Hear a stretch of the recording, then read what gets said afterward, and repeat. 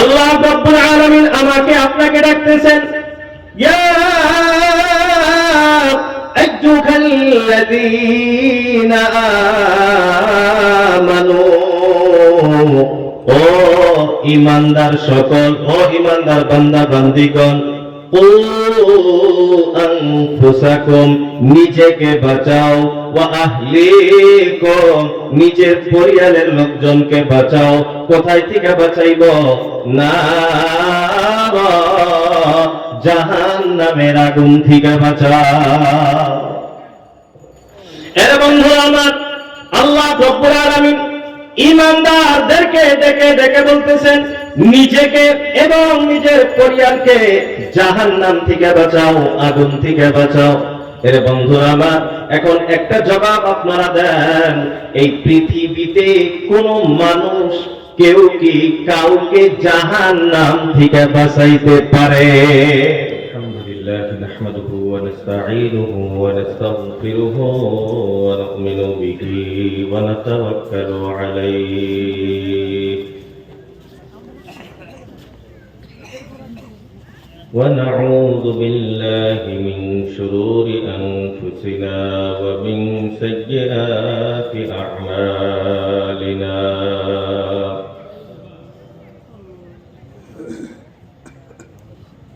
من يهده الله فلا مضل له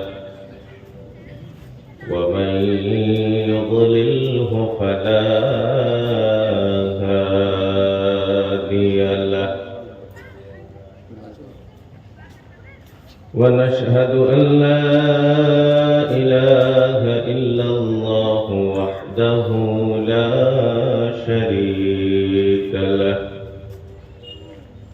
ونشهد أن سيدنا وسندنا وحبيبنا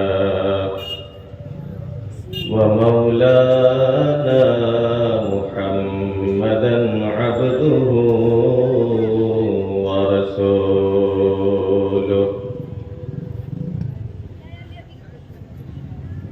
أما بعد، فأعوذ بالله من الشيطان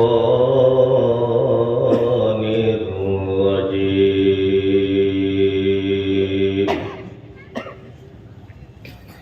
بسم الله الرحمن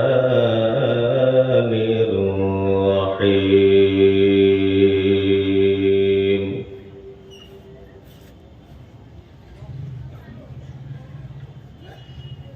يا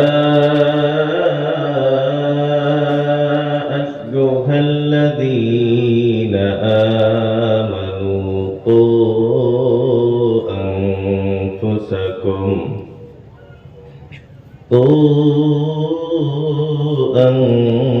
أنفسكم وأهليكم نارا.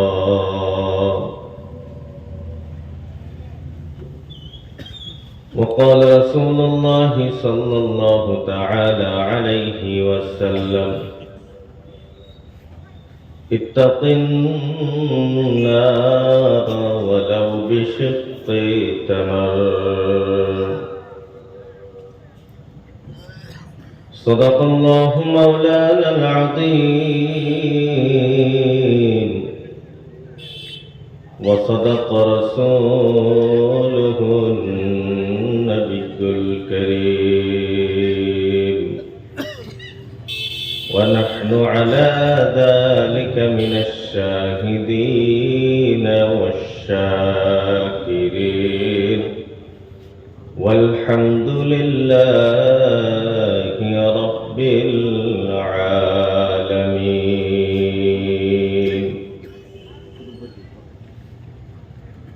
رب اشرح لي صدري ويسر لي أمري واحلل عقدة من لساني يفقه قولي. رب يسر ولا تعسر وتمم علينا بالخير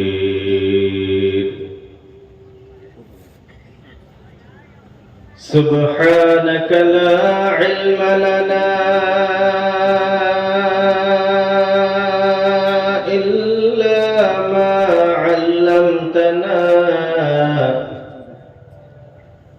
إنك أنت العليم الحكيم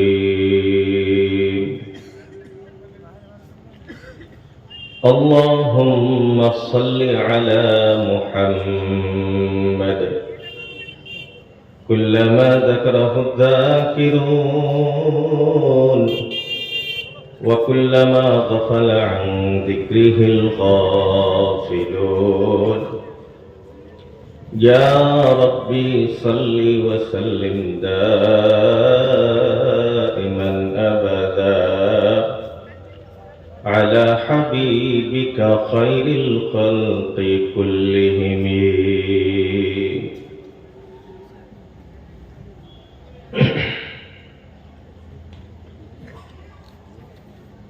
সম্মানিত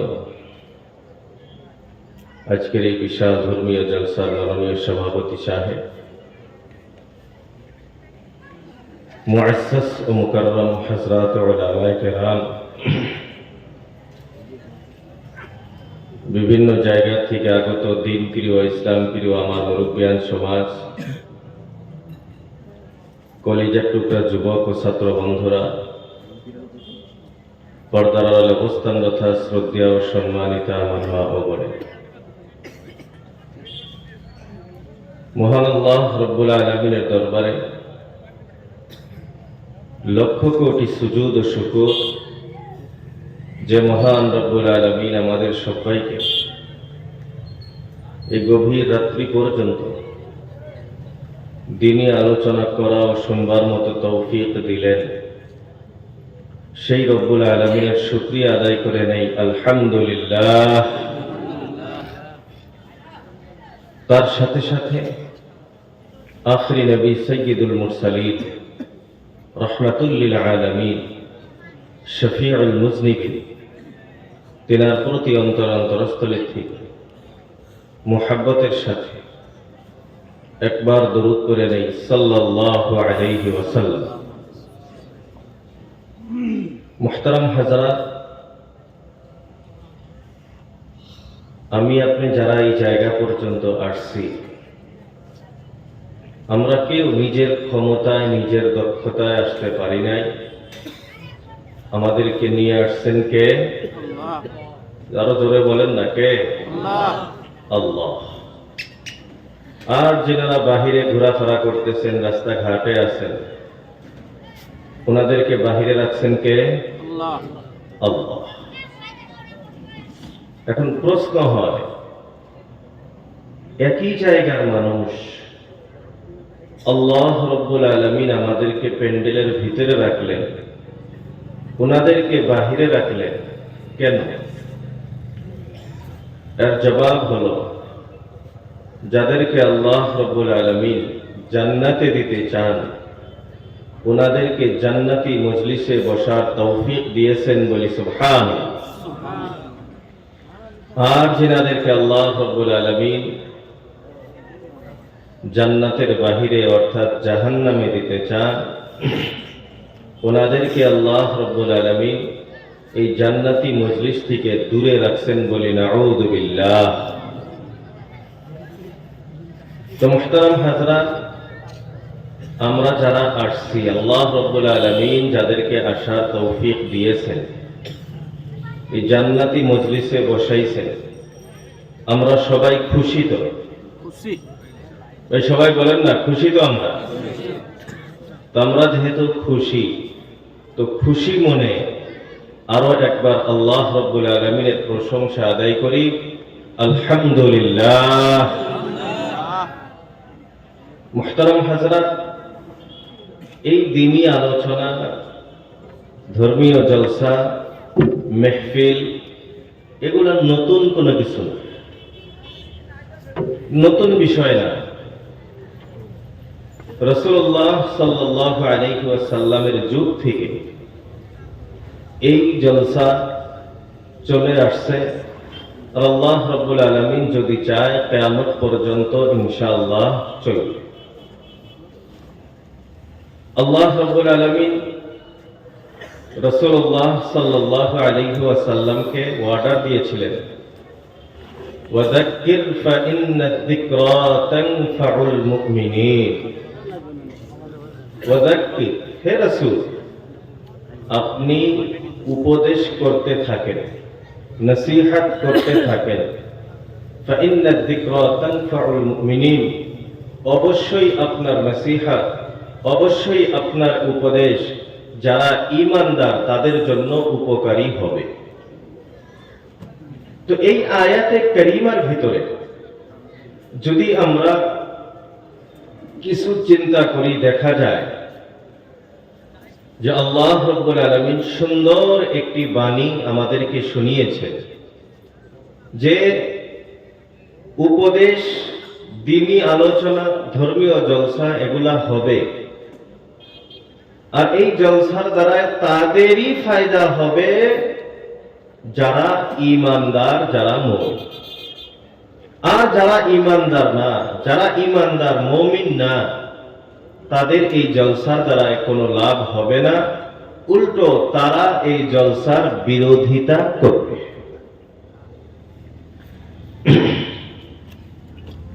এই জন্যই আপনি সমাজে দেখবেন অনেক লোক এরকম আছে যারা এই ধর্মীয় জলসার বিরোধিতা করে। করে কি করে না? ভাই আছে না এই সমাজে? এমন অনেক আছে। 10 টাকা চাঁদা দিবে, আদায় দিবে, এটা তো দূরের কথা, উল্টা আরো আপনার বিপক্ষে কথা বলবে। কেন? ওই যে আল্লাহ রাব্বুল আলামিন বলছেন এই জলসা যারা ঈমানদার তাদের কাজে আসবে, তাদের জন্য লাভ হবে, কিন্তু যারা ঈমানদার না তাদের কোনো লাভও হবে না, এবং তারা উল্টো এই জলসার বিরোধিতা করবে। এর সাথে আরো একটা কথা, রাসূলুল্লাহ সাল্লাল্লাহু আলাইহি ওয়াসাল্লাম যখন ছিলেন, রাসূলুল্লাহর সঙ্গী সাহাবায়ে কেরাম তখন ছিলেন কি ছিলেন না? ওই যুগেই, রাসূলুল্লাহর যুগে, সাহাবাদের যুগে আবু জেহেল, উতবা, শাইবা, আবু লাহাব তারাও ছিল। ছিল কি ছিল না? কিন্তু দুইজনে, এদিকে সাহাবা, এদিকে আবু জেহেলের দল, দুইজনের মিশন কিন্তু আলাদা আলাদা ছিল। সাহাবাদের এবং রাসূলুল্লাহর মিশন ছিল ওয়াযাক্কির, উপদেশ করতে থাকো, বুঝাও মানুষকে। একদিন একদিন এই উপদেশ ঈমানদারদের কাজে আসবে, ঈমানদাররা উপকারিতা হবে এবং তারা দ্বীনের রাস্তায় চলে আসবে, তারা হেদায়েত প্রাপ্ত হবে। আর ওইদিকে আবু লাহাব, আবু জেহেল, উতবা, শাইবা, এদের মিশন কি ছিল? জলসা বন্ধ করো। ঠিক না?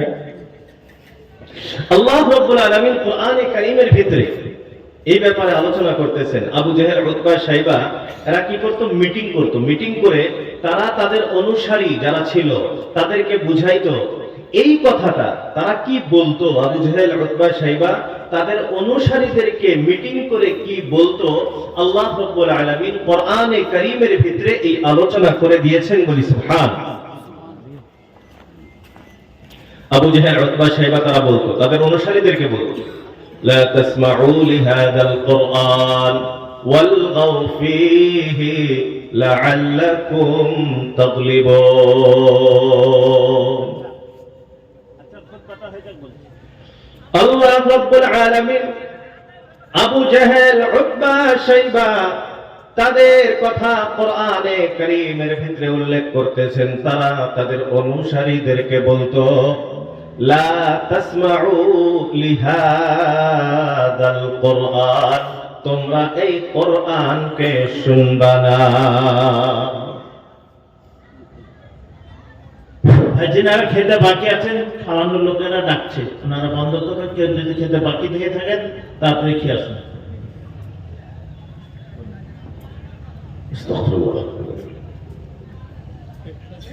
তো আল্লাহ রাব্বুল আলামিন আবু জেহেল উতবা শাইবার কথা কোরআনে কারীমের ভিতরে আনতেছেন, লা তাসমাউ লিহাদাল কোরআন, এই কোরআন তোমরা শুনবা না, ওয়ালগাউ ফীহি, আর যে জায়গাতে কোরআনের আলোচনা হবে, কোরআনের তেলাওয়াত হবে, কোরআনের জলসা হবে, ওয়ালগাউ ফীহি, ওই জায়গাতে তোমরা হুলস্থুল করো, পরিবেশ নষ্ট করো, জলসাটাকে নষ্ট করার চেষ্টা করো, লাআল্লাকুম তাগলিবুন, হতে পারে কোনো না কোনো দিন তোমরা কামিয়াব হয়ে যাইবা। এ বন্ধুরা আমার, তারা যতই চেষ্টা করো, তারা কি কোনোদিন কামিয়াবি হইতে পেরেছে? না। তারা এতদিন পর্যন্ত কামিয়াব হয় নাই, আর কিয়ামত পর্যন্ত তারা কামিয়াব হবে না। কিন্তু বলার উদ্দেশ্য হলো, সাহাবায়ে কেরাম তো বর্তমান যুগে নাই, নবী বর্তমান যুগে নাই, আবু জেহেল উতবা শাইবা তো বর্তমান যুগে নাই, কিন্তু সাহাবা এবং রাসূলুল্লাহর অনুসারী অনুকারী, সাহাবাদের অনুকরণ করনেওয়ালা, অনুসরণ করনেওয়ালা বর্তমান যুগে আছে না নাই? এরে আল্লাহর গোলাম, সাহাবায়ে কেরাম রাসূলুল্লাহ সাল্লাল্লাহু আলাইহি ওয়াসাল্লামের অনুসারী যেমন ভাবে বর্তমান যুগে আছে, ঠিক তেমনি ভাবে আবু জেহেল উতবা শাইবার অনুসারীরাও বর্তমান যুগে আছে। সাহাবাদের অনুসারীও আছে, আবু জেহেলের অনুসারীও আছে। তো সাহাবাদের মিশন বর্তমানেও চলতেছে, ওয়াদাক্কির, নসিহত করতে থাকো, মানুষকে বুঝাও, মানুষকে হেদায়েতের দিকে ডাকো। এদিকে আবু জেহেলের মিশনও কাজ করতেছে, লা তাসমাউ লিহাদাল কোরআন, কোরআনের জলসা শুনবা না। এখন যারা কোরআনের কথা শুনবে তারা সাহাবার দলের লোক, আর যারা কোরআনের জলসা শুনবে না এরা হলো আবু জেহেলের দলের লোক। এখন আমি আপনি নিজেকে প্রশ্ন করতে হবে, আমি কোন দলে থাকতে চাই? যদি আমি সাহাবাদের দলে থাকতে চাই, রাসূলুল্লাহর দলে থাকতে চাই, তাহলে আমাকে দ্বীনি জলসা শুনতে হবে, দরকার আছে। আর যদি আমি মনে করি না, আমি রাসূলুল্লাহর দলে থাকতে চাই না, সাহাবাদের দলে আমি থাকতে চাই না, তাহলে আপনি আবু জেহেলের দলে থাকবেন, আপনি জলসার বিরুদ্ধে কথা বলেন, আপনার এই বিরোধিতা করার কারণে জলসার কোনো ক্ষতি হবে না ইনশাআল্লাহ। তো মুহতারাম দোস্ত আজিজ, আল্লাহ রাব্বুল আলামিনের লাখো ইহসান, হাজারো নিয়ামত যে আল্লাহ রাব্বুল আলামিন আমাদেরকে রাসূলুল্লাহর অনুসারী বানিয়েছেন, সাহাবায়ে কেরামের অনুসারী বানিয়েছেন, আমাদেরকে এই দ্বীনি জলসা শোনার আল্লাহ রাব্বুল আলামিন তৌফিক দিয়েছেন। এইজন্য আমরা আল্লাহর যত প্রশংসা আদায় করি, যত কালেমায়ে হামদ আমরা পাঠ করি, ততই কম। এইজন্য মুহতারাম দোস্ত আজিজ, আমরা বেশি বেশি আল্লাহ রাব্বুল আলামিনের প্রশংসা আদায় করব ইনশাআল্লাহ, সবাই করব ইনশাআল্লাহ। আল্লাহ আমাদের তৌফিক দান করুক, সবাই বলি আমিন। তো মুহতারাম দোস্ত আজিজ, আপনাদের এলাকাতে এসে একটা বস্তু আমি লক্ষ্য করেছি, আমার খুব ভালো লাগছে। আর আমি জলসায় এসে দেখছি ভালো লাগছে বলছি, তাহলে মনে আসছে যে কথাটা আপনাদেরকে জানাই। ভালো লাগার কথাটা হলো, আমি আপনাদের মসজিদে গিয়েছি, মসজিদের সম্মুখে দেখছি ছোট ছোট গাছ লাগানো আছে না? আমি একটা ফটো নিয়েছি, কয়েকটা ছোট ছোট গাছে আবার ফল ধরে আছে, মৌসুমী নাকি ধরে আছে, ভালো লাগছে, আমি ফটো নিয়েছি। এখানেও আসলাম, আলহামদুলিল্লাহ অনেক গাছ লাগাচ্ছে, অরিজিনাল তো সব, অরিজিনাল না সব অরিজিনাল আলহামদুলিল্লাহ। এই যে গাছের সাথে একটা মহব্বত, ভালোবাসা, এটা ঈমানি জজবা বলি সুবহানাল্লাহ। গাছ লাগানোর ব্যাপারে, গাছের সাথে মহব্বত করা, এই গাছ প্রেমী হওয়া, এটা ইসলাম যতটুকু শিক্ষা দিয়েছে পৃথিবীর কোন ধর্মই শিক্ষা দেয় নাই বলে সুবহানাল্লাহ। আল্লাহ রাসূল আল্লাহর হাবিব সাল্লাল্লাহু আলাইহি ওয়াসাল্লাম বলেছেন, গারসুশ শাজারাত সাদাকা, গাছ লাগানো একটা সাদাকা, এক একটা গাছ লাগাবেন একটা করে সাদাকার সওয়াব বলে সুবহানাল্লাহ। আরো গাছের ব্যাপারে বলেন, আল্লাহ রাসূল আল্লাহর হাবিব সাল্লাল্লাহু আলাইহি ওয়াসাল্লাম বলেন, কোন মানুষ যদি গাছ লাগায়, একটা ফলের গাছ লাগাইছে, এই ফলের গাছ লাগানোর পর গাছটা যখন বড় হবে, ফল ধরবে, কিছু ফল পাখিয়ে খায়, খায় কি খায় না? কিছু ফল মানুষে খায়, কিছু ফল চুরি হয়, কিছু ফল পাকার আগেই এমনিই পড়ে যায়।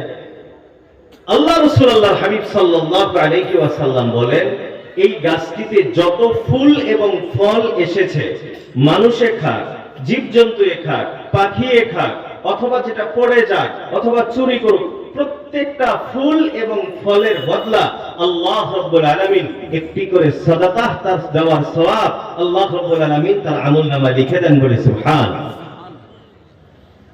তো আমরা সবাই গাছ লাগাবো তো ইনশাআল্লাহ। আর তো বর্তমান পৃথিবীতে এটাই চলছে, গাছ লাগান, গাছই আমার জীবন, গাছ জীবন। কারণ গাছ থেকে আমরা অক্সিজেন পাই, আর অক্সিজেন এক সেকেন্ডের জন্য যদি বন্ধ হয়ে যায় বাঁচবে না।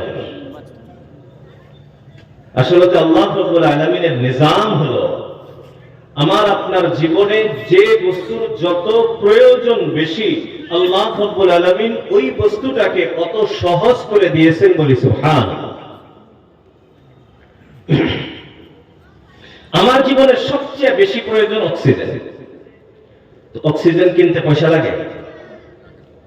যদি আমাদের অক্সিজেন কেনা লাগতো, তাহলে যারা হসপিটালের বেডে আছে, অক্সিজেন লাগানো আছে, ঘন্টা হিসেবে টাকা দিচ্ছে, তাদেরকে জিজ্ঞাসা করুন, তাহলে আমার আপনার যদি অক্সিজেন কিনা লাগতো, টাকা পয়সা খরচ করা লাগতো, তাহলে আমাদের জীবনে কত কষ্ট হয়। তো আমার জীবনের সবচেয়ে বেশি প্রয়োজন অক্সিজেন। তো আল্লাহ রাব্বুল আলামিন অক্সিজেনটাকে এমন ফ্রি করে দিয়েছেন যে সব জায়গাতে পরিপূর্ণভাবে পাওয়া যাচ্ছে, ফ্রি। তারপর পানি আমার জীবনে অতি প্রয়োজন। পানিটা আল্লাহ রাব্বুল আলামিন আমার আপনার জন্য সহজ করে দিয়েছে। খাদ্য বস্তু আমার আপনার জীবনের প্রয়োজন, আল্লাহ রাব্বুল আলামিন ওটাকে সহজ করে দিয়েছে। আমার জীবনের যে বস্তুর যত প্রয়োজন কম, তার দাম তত বেশি, সেটাকে পাওয়া তত কঠিন। সোনা মানিক আমার জীবনের অত প্রয়োজন আছে? বলেন না, আছে? সোনার দাম কম না বেশি? হীরার দাম কম না বেশি? বাইক একটা আমার জীবনে চলার জন্য একটা স্প্লেন্ডার হইলেই যথেষ্ট। কেটিএম এর তো প্রয়োজন নেই। তো স্প্লেন্ডার ৬০-৭০ হাজার, কেটিএম নিয়ে যাবেন ৩ লাখ। তারপরে 4 চাকা যদি কার নিতে চান, আমার জীবনে চলার জন্য সহজভাবে একটা অ্যাল্টো হলেই যথেষ্ট। কিন্তু আপনি অ্যাল্টো দিয়ে চলেন, যদি আপনার বেশি প্রয়োজন হয়, আপনি 20 লাখ না 30 লাখ না 2-3 কোটি 10 কোটি 20 কোটি টাকার গাড়িও আছে, আছে না? মোট কথা, আমার জীবনে যেটা যত প্রয়োজন বেশি, সেটা আমার জন্য তত সহজ করে দিয়েছেন আল্লাহ। আর আমার জীবনের যেটা যত প্রয়োজন কম, আমার জীবনে যেটাকে আল্লাহ রাব্বুল আলামিন তত বেশি কঠিন করে দিয়েছে। তো আল্লাহ রাব্বুল আলামিন এটা আমার জন্য, আপনার জন্য নিয়ামত দিয়েছেন কি দেন? ভাই দিয়েছেন কি দেন? এই যে নিয়ামতগুলি আল্লাহ রাব্বুল আলামিন দিয়েছেন, এই নিয়ামতগুলির হিসাব হবে কি হবে না? আল্লাহ রাব্বুল আলামিন বলেন, সুম্মা লাতুসআলুন্না ইয়াওমাইযিন আনিন নাঈম। আল্লাহ রাব্বুল আলামিন বলেন, সুম্মা লাতুসআলুন্না, অবশ্যই তোমাদের সবাইকে প্রশ্ন করা হবে। কিসের প্রশ্ন করা হবে? আনিন নাঈম, তোমার জীবনে যত নিয়ামত আল্লাহ রাব্বুল আলামিন দিয়েছেন, সমস্ত নিয়ামতের ব্যাপারে তোমাদেরকে জিজ্ঞাসা করা হবে। এর বন্ধুরা আমার, আল্লাহ রাব্বুল আলামিন আমার আপনার জীবনে কত নিয়ামত দিয়েছেন, এটা আমার আপনার পক্ষে হিসাব করা সম্ভব নয়। আল্লাহ রাব্বুল আলামিন বলেন, ওয়া ইন তাউদ্দু নি'মাতাল্লাহি লা তুহসুহা। আল্লাহ রাব্বুল আলামিন বলেন, ওয়া ইন তাউদ্দু নি'মাতাল্লাহ, যদি তোমরা আল্লাহ রাব্বুল আলামিনের নিয়ামতগুলি গণনা করতে চাও, হিসাব করতে চাও, আল্লাহ চ্যালেঞ্জ করে দিলেন, লা তুহসুহা, কোনদিন তোমার পক্ষে হিসাব করা সম্ভব হবে না। এই জন্য বন্ধুরা আমার, একটা নিয়ামতের কথা আপনি মনে করতে হবে, এক একটা নিয়ামতের কথা আপনি অনুভব করতে হবে, আর নিয়ামতের অনুভূতির সাথে আল্লাহ রব্বুল আলামিনের প্রশংসা আদায় করতে হবে, কৃতজ্ঞতা আদায় করতে হবে। এর বন্ধুরা আমার, আমি আপনি যদি এক একটা নিয়ামতের কথা মনে করে অনুভব করে যদি আল্লাহ রব্বুল আলামিনের কৃতজ্ঞতা আদায় করতে পারি, আল্লাহ রব্বুল আলামিন বলেন, لئن شكرتم لأزيدنكم ولئن كفرتم إن عذابي لشديد।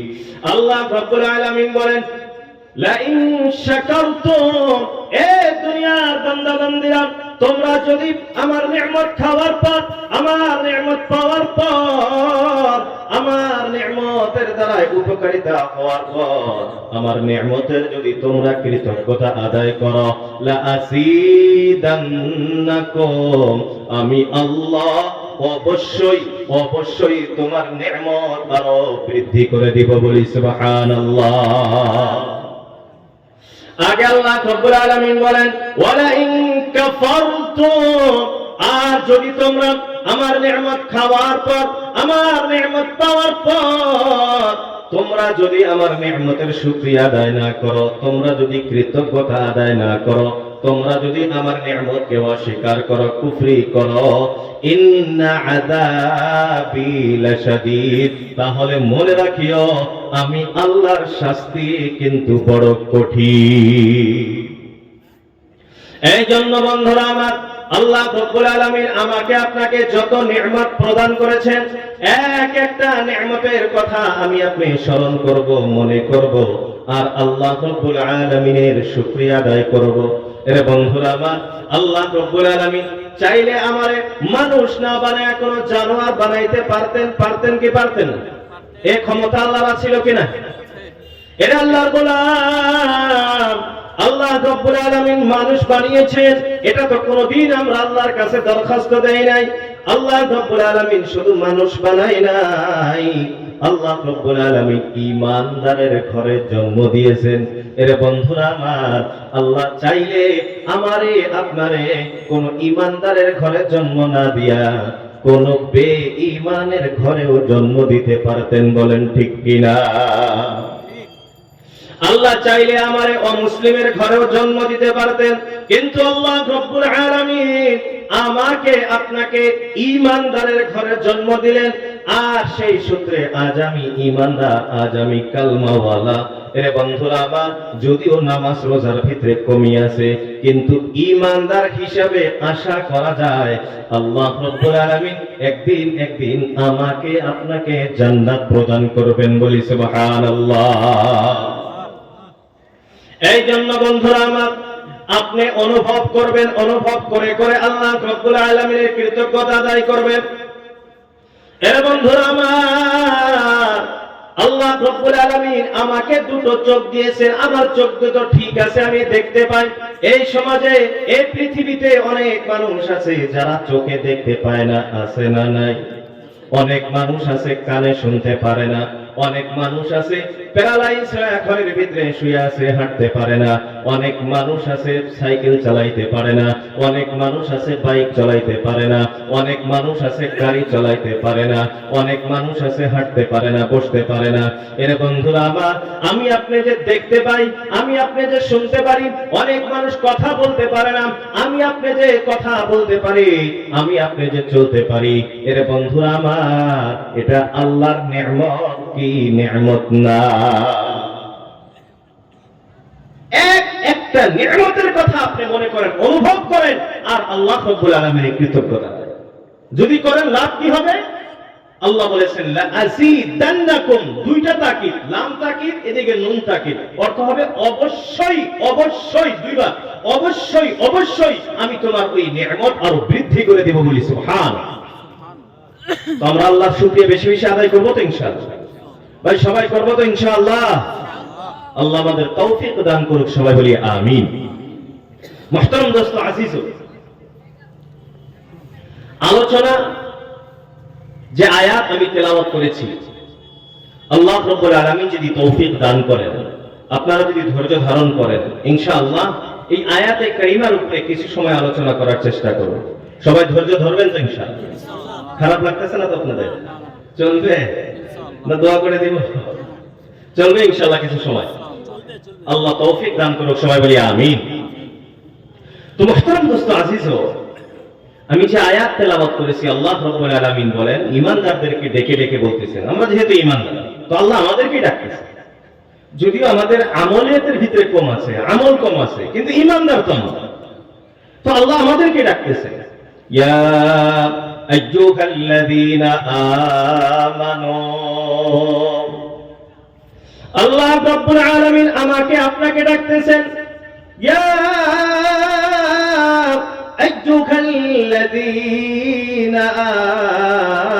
আমানু, ও ঈমানদার সকল, ও ঈমানদার বান্দা বান্দিগণ, কু আনফুসাকুম, নিজেকে বাঁচাও, ওয়া আহলিকুম, নিজের পরিবারের লোকজনকে বাঁচাও। কোথায় থেকে বাঁচাইব? নার, জাহান্নামের আগুন থেকে বাঁচাও। এর বন্ধু আমার, আল্লাহ রাব্বুল আলামিন ঈমানদারদেরকে ডেকে ডেকে বলতেছেন নিজেকে এবং নিজের পরিবারকে জাহান্নাম থেকে বাঁচাও, আগুন থেকে বাঁচাও।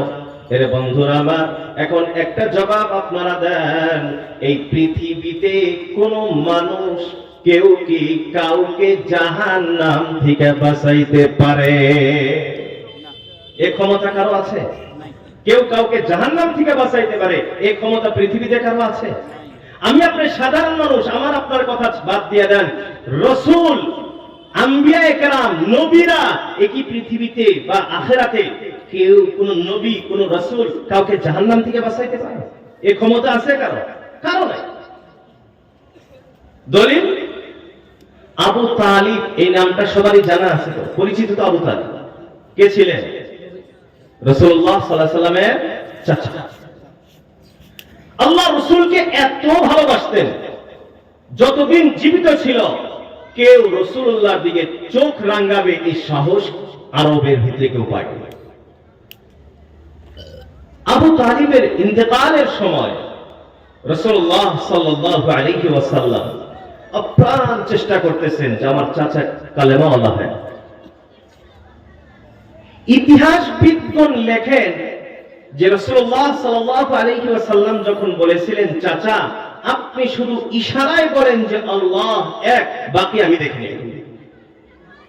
ইতিহাসবিদগণ লেখেন যে আবু তালিবের চেহারার দ্বারা বোঝা গেছিল যে উনি মনে হয় এখন ইশারায় বা মুখে কালেমা পড়বে, এমন অবস্থা, কালেমা পড়বে পড়বে অবস্থা। এজন্য আবু তালিবের ঈমান ও বেঈমান হিসাবে মতভেদ রয়েছে, মতভেদ আছে, কিন্তু মুত্তাফাকা ফয়সালা এটাই, ঐক্যবদ্ধ ফয়সালা এটাই, তিনি ঈমানদার হয়ে পৃথিবীতে যান। তো আবু তালিব কালেমা পড়বে পড়বে অবস্থা, এই সময় ওই জায়গাতে আবু জেহেল, আরো যেসব লিডার তারাও ছিল, ইনারা আবু তালিবকে বলতেছেন, আবু তালিব তুমি সারা জীবন যাদের উপাসনা করে গেলা, এই শেষ সময় তুমি তোমার ভাতিজার কথা মানবা, ভাতিজার কথা শুনবা, আরবের লোকজন তোমার নামে থুতু ফেলবে যে আবু তালিব আমাদের নেতা ছিল, ইনি একজন অযোগ্য নেতা ছিল, শেষ সময় ভাতিজার দিন মেনে নিয়েছে আর বাপ দাদার ধর্ম ছেড়ে দিয়েছে। এই কথা বলে যখন আবু জেহেল তারা আবু তালিবকে বুঝাইছে, আবু তালিব তখন কালেমা পড়ে বেঈমান হয়ে দুনিয়া থেকে চলে। পরের ঘটনা আসতেছি পরে, আসল কথার দিকে। এখান থেকে একটা বস্তু আমি আপনি বুঝতে হবে, শিখতে হবে। বর্তমান যুগে অনেক মানুষ আমরা আছি, উলামায়ে কেরাম বলতে বলতে তাদের মুখ বিষিয়ে যাচ্ছে যে এটা বিদআত, এটা করা যাবে না, এটা গুনাহ, এটা গুনাহ বলতেছে উলামায়ে কেরাম, কিন্তু আমরা একটাই জবাব দেই, আমাদের বাপ দাদা করছে, আমি না করলে কেমন দেখা যায়? এমন কাজ এই সমাজে আছে না? না ভাই, সবাই বলেন না আছে না? উলামায়ে কেরাম বলতেছে, উলামায়ে কেরাম বলতেছে, কিন্তু আমরা বাদ দাও, আমাদের ওই জায়গাতে বলে না, বাদ দাও, নতুন নতুন আলিম হবো, নতুন নতুন ফতোয়া দেয়। ভাষা বুঝতেছেন তো? ভাষা বুঝতে অসুবিধা হইতেছে না তো? আলহামদুলিল্লাহ। নতুন নতুন আলিম, নতুন নতুন ফতোয়া বাহির, এটা বলে আমরা সেটাকে ছেড়ে যাই। কিন্তু মুহতারাম দোস্ত আজিজ, আল্লাহ রাব্বুল আলামিন কাফিরদের ব্যাপারে এই কথাটা বলেছেন। একটা কথা বলেছেন, আল্লাহ বলেন আওয়ালাউ কানা আবাউহুম লা ইয়াকিলুনা শাইআন ওয়া লা হুম ইয়াহতাদুন। আল্লাহ রাব্বুল আলামিন বলেন এরা কি এদের বাপদাদার কথা অনুযায়ী চলবে? ওয়ালাউ কানা আবাউহুম লা ইয়াকিলুনা শাইআ, যদিও তাদের বাপদাদা কোনো কিছু বোঝে না, ওয়ালা হুম ইয়াহতাদুন, আর তাদের বাপদাদা যদিও হেদায়েত প্রাপ্ত ছিল না, তাও কি তারা তাদের বাপদাদার কথাই শুনবে? এরা বন্ধুরা আমার, আল্লাহ রাব্বুল আলামিন আমাকে আপনাকে এই আয়াতের মাধ্যমে বুঝাইতেছেন, যদিও তোমাদের বাপদাদা কেউ আলিম ছিল না, তারা যদি জ্ঞানী ছিল না, তারা হেদায়েত প্রাপ্ত ছিল না, তথাপিও কি তোমরা তাদের কথা শুনবা, তাদের অনুকরণ করবা? এরে বন্ধুরা আমার, যারা আমরা বলি আমার বাপদাদা করে গিয়েছে, এটাকে ছাড়া সম্ভব নয়, আমার তাদের কাছে একটা প্রশ্ন, আপনার বাপদাদার ভিতরে কয়জন যোগ্য আলিম ছিল? কয়জন যোগ্য আলিম ছিল? যদি আপনার বাপদাদার ভিতরে যোগ্য আলিম ছিল, শুধুমাত্র মুন্সি আলিম হইলে হবে না, যোগ্য আলিম যদি ছিল, তারা যদি করছে ঠিক আছে, কিন্তু যদি কোনো আলিম ছিল না, হেদায়েত প্রাপ্ত ছিল না, আর যদি আপনিও তাদের কথা বাহানা বানান যে আমার বাপ দাদা করছে আমি কেমনে করব না, এর বন্ধুরা আমার, তাহলে আমার আপনার কপালে জাহান্নাম ছাড়া উপায় না।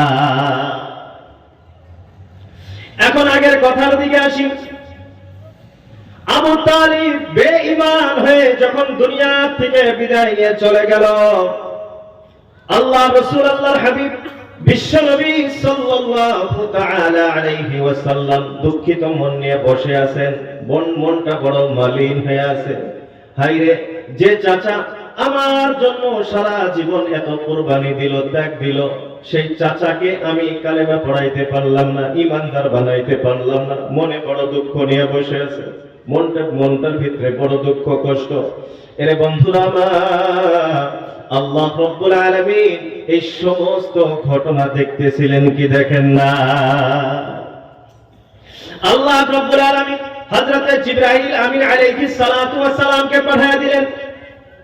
হযরত জিবরাইল আমিন রাসূলুল্লাহ সাল্লাল্লাহু আলাইহি ওয়াসাল্লামের নিকটে এসে বলতেছেন, আয়াত শোনায় দিলেন, আল্লাহ রাব্বুল আলামিন জানায় দিলেন, ইন্নাকা লা তাহদি মান আহবাবতা ওয়ালাকিন্নাল্লাহা ইয়াহদি মান ইয়াশা। আল্লাহ রাব্বুল আলামিন জানায় দিলেন, ইন্নাকা লা তাহদি, অবশ্যই আপনি ও মুহাম্মদ লা তাহদি, হেদায়েত দিতে পারেন না, হেদায়েত প্রাপ্ত করতে পারেন না, জাহান্নাম থেকে আপনি বাঁচাইতে পারেন না। মান আহবাবতা, আপনি যাকে পছন্দ করেন, আপনি যাকে ভালোবাসেন, আপনার পছন্দ অনুযায়ী, আপনার ভালোবাসা অনুযায়ী আপনি হেদায়েত দিতে পারেন না। ওয়ালাকিন্নাল্লাহা ইয়াহদি মান ইয়াশা, অবশ্যই আল্লাহ রাব্বুল আলামিন যাকে পছন্দ করে তাকে হেদায়েত প্রাপ্ত করে দেয়। বলি সুবহানাল্লাহ। আল্লাহ রাব্বুল আলামিন জানায় দিলেন, এই পৃথিবীতে কারো ক্ষমতা নাই কেউ কাউকে হেদায়েত প্রাপ্ত করতে পারে, হেদায়েত দিতে পারে। এর বন্ধুরা আমার, জান্নাত এবং জাহান্নামের ফয়সালা হবে হেদায়েতের উপরে। আমল দিয়ে আপনি জান্নাত পাইতে পারেন না, আপনার নামাজ আপনাকে জান্নাতে নেবে না, আপনার রোজা আপনাকে জান্নাতে নেবে না, আপনার হজ, আপনার কুরবানি আপনাকে জান্নাতে নেবে না। এরে বন্ধুরা আমার, আল্লাহ রাসূল, আল্লাহর হাবিব সাল্লাল্লাহু আলাইহি ওয়াসাল্লাম একদিন সাহাবায়ে কেরামদেরকে বললেন, ও আমার সাহাবারা, তোমাদের কারো আমল তোমাদের কাউকে জান্নাতে নেবে না। সাহাবায়ে কেরাম আল্লাহ রাসূল, আল্লাহর হাবিবকে জিজ্ঞাসা করলেন, ইয়া রাসূলুল্লাহ, আমাদের আমল জান্নাতে নিবে না, ঠিক আছে, কিন্তু আপনি যে এত কষ্ট করে করে আমল করেন, আপনি যে এত রাত্রি জাগেন, পুরি রাত জেগে জেগে যে আপনি আল্লাহর ইবাদত বন্দেগী করেন, আপনার আমল আপনাকে জান্নাতে নিবে কি নিবে না? এরে বন্ধুরা আমার, আপনারা শুনলে আচরিত হয়ে যাবে। আল্লাহ রাসূল, আল্লাহর হাবিব সাল্লাল্লাহু আলাইহি ওয়াসাল্লাম জবাব দিলেন, ও আমার সাহাবারা, আমার আমলও আমাকে জান্নাতে নিবে না। এরা বন্ধুরা আমার, রাসূলুল্লাহর আমল যদি রাসূলুল্লাহকে জান্নাতে না নেয়, আমার আমল যদি আমাকে জান্নাতে না নেয়, সাহাবায়ে কেরাম প্রশ্ন করলেন, ইয়া রাসূলুল্লাহ, আমাদের আমল যদি আমাদেরকে জান্নাতে না নেয়, তাহলে জান্নাত কেমনে পাওয়া যায়, জান্নাত কেমনে পাওয়া যাবে? আল্লাহ রাসূল, আল্লাহর হাবিব সাল্লাল্লাহু আলাইহি ওয়াসাল্লাম জানায়া দিলেন, বিরহমাতিম মিনাল্লাহি ওয়া ফাদলিম মিনহু, আল্লাহর খাস দয়া, আল্লাহর মেহেরবানি, আল্লাহর ফজল ও করমে জান্নাত পাওয়া যায়। বলি সুবহানাল্লাহ।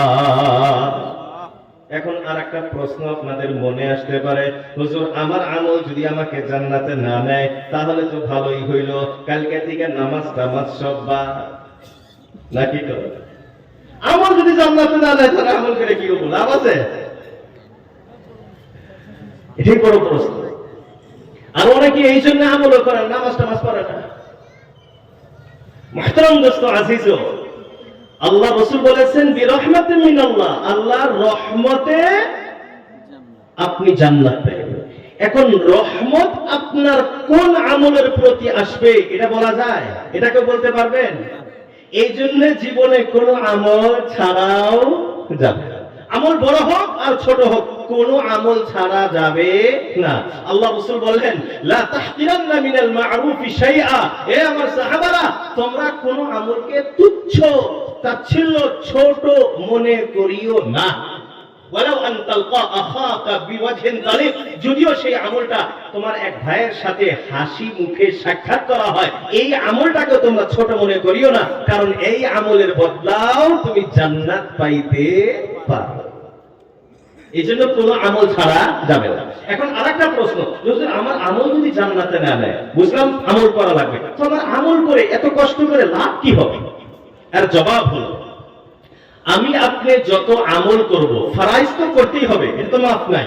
ফরাইজের উপরেও আমি আপনি নফল রোজা, নফল নামাজ, নফল সাদাকা, আমি আপনি নফল যত বেশি আদায় করব, এই নফলের মাধ্যমে আমার আপনার জান্নাতের কোয়ালিটি তত ভালো হবে। বলি সুবহানাল্লাহ।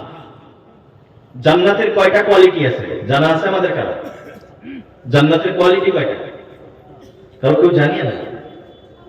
জান্নাতের ভিতরে দরজাত, স্তর বা কোয়ালিটি, এটা হলো 100টি। কয়টি? 100। আল্লাহ রাসূল বলেন, ইন্না ফিল জান্নাতি মিআতা দারজাতিন, অবশ্যই জান্নাতের ভিতরে 100টি স্তর রয়েছে। আর এই 100টি জান্নাতের ভিতরে সবচেয়ে টপ 1 নাম্বার কোয়ালিটির জান্নাত, ওই জান্নাতের নাম কি? সবাই বলেন না, আরো বলেন না সবাই। জান্নাতুল ফিরদাউস। জান্নাতুল ফিরদাউস বললে আমাদের অনেকেই মনে করে যে আতরটা যে আছে, ওই আতরটা মনে হবে। আছে না একটা জান্নাতুল ফিরদাউস নামের আতর আছে না? ওই আতরটার নাম খালি জান্নাতুল ফিরদাউস। মুহতারাম দোস্ত আজিজ, জান্নাতুল ফিরদাউস এটা হলো সবচেয়ে টপ কোয়ালিটির জান্নাত। আবার আল্লাহ রাসূল বলেন, এই জান্নাতুল ফিরদাউসের ভিতরে আবার 4টি জান্নাত আছে। জান্নাতুল ফিরদাউসের ভিতরে আবার কয়টি জান্নাত? 4টি। এর ভিতরে 2টি হলো ইন টোটাল স্বর্ণের, মানে জান্নাত এবং জান্নাতের যাবতীয় জিনিস সব স্বর্ণের, আর 2টি হলো রূপোর, জান্নাত এবং জান্নাতের যাবতীয় বস্তুর উপর। আল্লাহ রাসূল বলেন, তোমরা যখন জান্নাতের দোয়া করবা, আল্লাহর কাছে যখন জান্নাত চাইবা, তো কোন জান্নাত চাইবে? সবাই বলেন না, কোন জান্নাত? জান্নাতুল ফিরদাউস।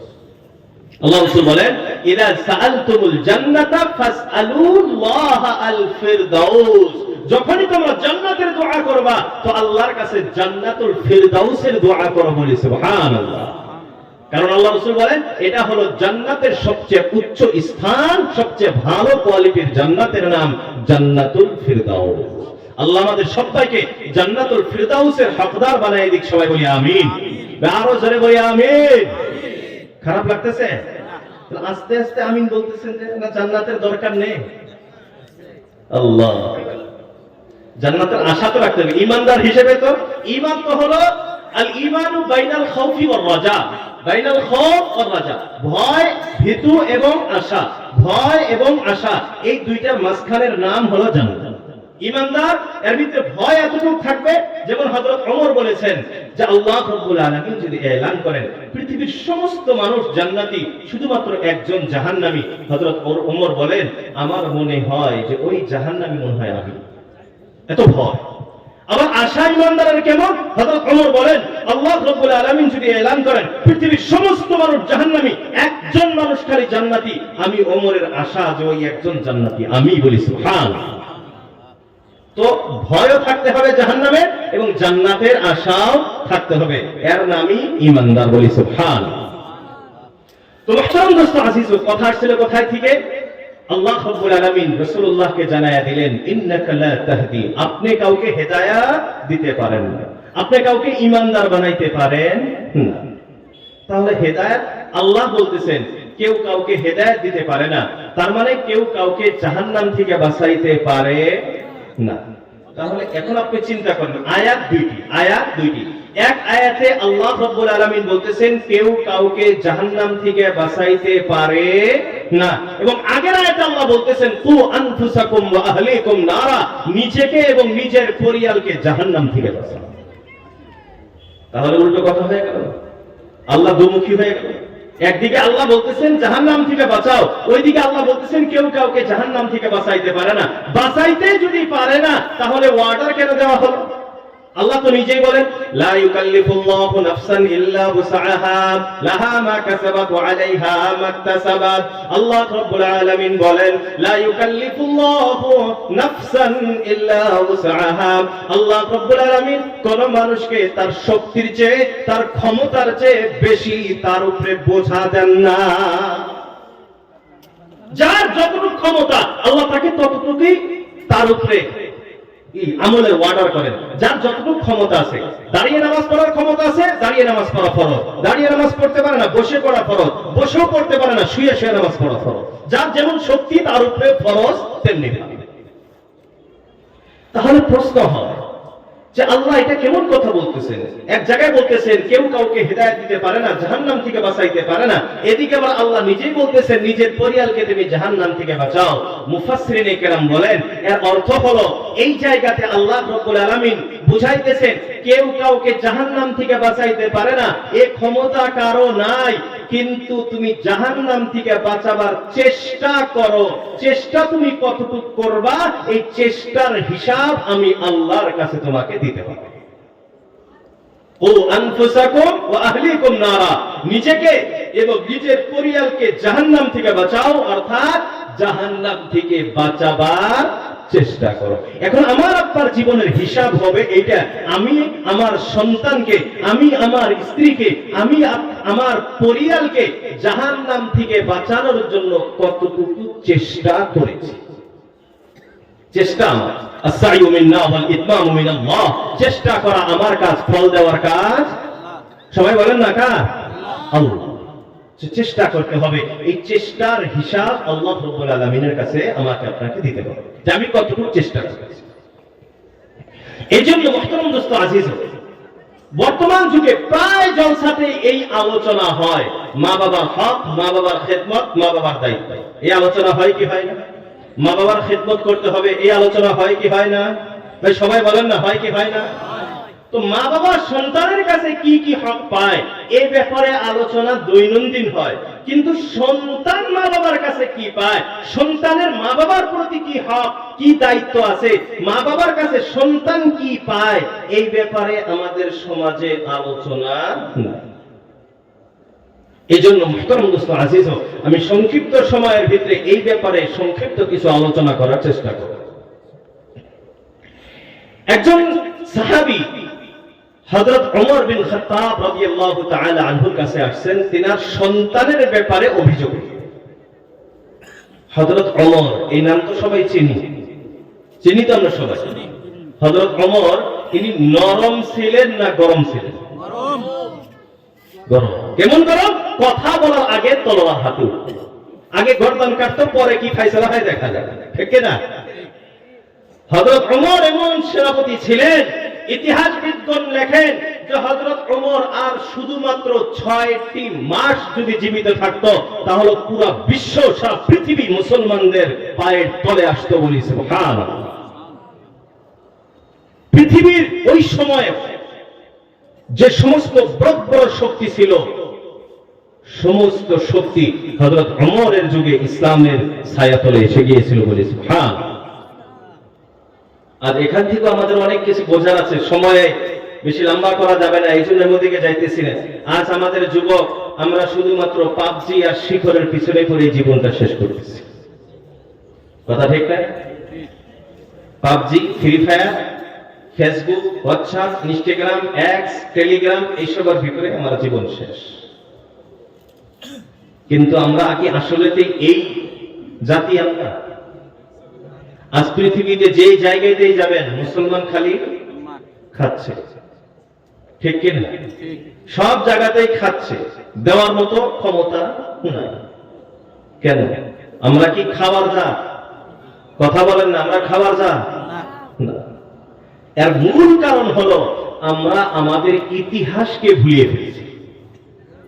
আমরা আমাদের ইতিহাস জানি না, ইসলামের ইতিহাস আমরা জানি না। ইসলাম কেমন ছিল, মুসলমান কেমন ছিল, এদের ইতিহাস আমরা জানি না। এই জন্য আমাদের অবস্থা এমন হয়ে গিয়েছে যে আমরা সব জায়গায় খালি মার খাচ্ছি আর খাচ্ছি। আল্লাহ আমাদেরকে হকিকত বোঝার তৌফিক দান করুক, সবাই বলি আমিন। আরো জনে বলি আমিন। তো মুহতারাম দোস্ত আজিজ, হযরত ওমর বড় কঠিন ছিল। আল্লাহ রাসূল বলেন আশাদুহুম ফি আমরিল্লাহি ওমর, দ্বীনের ব্যাপারে, ইসলামের ব্যাপারে আমার সাহাবাদের ভিতরে, পৃথিবীর ভিতরে সবচেয়ে বড় কঠিন মেজাজ হলো হযরতে ওমর। তো ওই বাবা আসছে ছেলের ব্যাপারে অভিযোগ নিয়ে ওমরের কাছে, ভাবছে ওমরের কাছে অভিযোগ দিলেই বেটার ছেলের অবস্থা টাইট করে দিব। এর বন্ধু আমার হযরতে ওমর বিন খাত্তাব রাদিয়াল্লাহু তাআলা আনহু ওই বাবাকে বলেছে, তুমি কি তোমার সন্তানকে সাথে নিয়ে আসছো? বলে না, সন্তানকে তো সাথে আনি নাই। বলে আজ চলে যাও, কাল তোমার সন্তানকে সাথে নিয়ে আসবা, পরে আমি দেখতেছি। বন্ধুরা আমার, দ্বিতীয় দিন যখন ওই বাবা তার সন্তানকে নিয়ে হযরতে ওমর বিন খাত্তাব রাদিয়াল্লাহু তাআলা আনহুর দরবারে আসছেন, হযরত ওমর তো দেখেই চিনছে এই বাবাই তো গতকাল আসছিল। হযরত ওমর তলোয়ার বাহির করে নিয়েছে, কাম তামাম করে দিবে। এর বন্ধুরা আমার, এই সময় ওই যুবক, ওই বালক হযরতে ওমর বিন খাত্তাব রাদিয়াল্লাহু তাআলা আনহুকে ডাক দিয়ে বলতেছেন, ও আমিরুল মুমিনিন, ও খলিফাতুল মুসলিমিন, আপনি শুধুমাত্র আমার বাবার কথাগুলি শুনেছেন, আমার বাবার অভিযোগগুলি আপনি শুনেছেন, আমার কথা তো আপনি এখনো শুনেন নাই। এক পক্ষে কথা শুনে কি সিদ্ধান্ত নেওয়াটা ইসলামে সঠিক? একদিকের কথা শুনবেন আর আপনি ফয়সালা করবেন, এটা কি জায়েজ হয়? হযরত ওমর কয় কথা তো ঠিকই, একদিকে শুনে তো ফয়সালা করা যায় না। তলোয়ারটা নিচে নামাইছে, এখন বলতেছে, ও বালক, তোমার কি অভিযোগ আছে, তুমি আমারে বলো। বন্ধুরা আমার, ওই যুবক হযরতে ওমর বিন খাত্তাব রাদিয়াল্লাহু তাআলা আনহুকে এখন প্রশ্ন করতেছেন, ও আমিরুল মুমিনিন, ইসলাম ধর্মে শুধুমাত্র বাবা সন্তানের কাছে হক পায় এমন, নাকি সন্তানেও বাবার কাছে কিছু হক পায়? এই প্রশ্ন যখন করেছে, হযরত ওমর বলেন, অবশ্যই সন্তানও বাবার কাছে হক পায়। এখন ওই যুবক বলতেছেন, ও আমিরুল মুমিনিন, সন্তান বাবার কাছে কি কি হক পায় আপনি কি আমারে অল্প শোনাইবেন? আমি শুনতে চাই। বন্ধুরা আমার, হযরত ওমর বিন খাত্তাব রাদিয়াল্লাহু তাআলা আনহু রাসূলুল্লাহ সাল্লাল্লাহু আলাইহি ওয়াসাল্লামের কয়েকটা হাদিস শোনায়া দিলেন। এক নম্বর হযরত ওমর বললেন, একজন সন্তান তার বাবার কাছে যে এক নাম্বার হকটা পায়, প্রথম হকটা পায়, প্রথম নাম্বার হক, প্রথম নাম্বার দায়িত্ব, বাবা তার সন্তানের জন্য একজন নেককার স্ত্রীর ব্যবস্থা করবে। এক নাম্বার হক কি? বাবা তার সন্তানের জন্য চরিত্রবান নেককার একজন স্ত্রী ব্যবস্থা করা, এটা হলো 1 নম্বর। আল্লাহ রাসূল আল্লাহর হাবিব বলেন, তুনকাহুল মারআতু বিআরবাআ লিজামালিহা ওয়া মালিহা ওয়া হাসাবিহা ওয়া দীনিহা ফাযফার বিযাতিদ দীন তারিবাত ইয়াদা। আল্লাহ রাসূল আল্লাহর হাবিব বিশ্বনবী সাল্লাল্লাহু তাআলা আলাইহি ওয়াসাল্লাম ইরশাদ করেন, তুনকাহুল মারআতু বিআরবাআ, সাধারণত মেয়েদেরকে 4টা কারণে বিবাহ করা হয়। কয়টা কারণে? 4টা বস্তুর দিকে লক্ষ্য করে বিবাহ করা হয়। 1 নাম্বার লিজামালিহা, সৌন্দর্যের দিকে লক্ষ্য করে বিবাহ করা হয়। 2 নাম্বার ওয়া মালিহা, সম্পদের দিকে লক্ষ্য করে বিবাহ করা হয়। 3 নাম্বার ওয়া হাসাবিহা, তার বংশ বুনিয়াদ দেখে বিবাহ করা হয়। 4 নাম্বার ওয়া দীনিহা, তার দিনদারি পরহেজগারি চরিত্র দেখে বিবাহ করা হয়। আল্লাহ রাসূল বলেন, ফাযফার বিযাতিদ দীন, চরিত্রবান পরহেজগার মেয়েকে তোমরা অগ্রাধিকার দাও। তারিবাত ইয়াদাকা, তোমার দুনিয়া ও আখিরাত কল্যাণ হয়ে যাবে। বলি সুবহানাল্লাহ।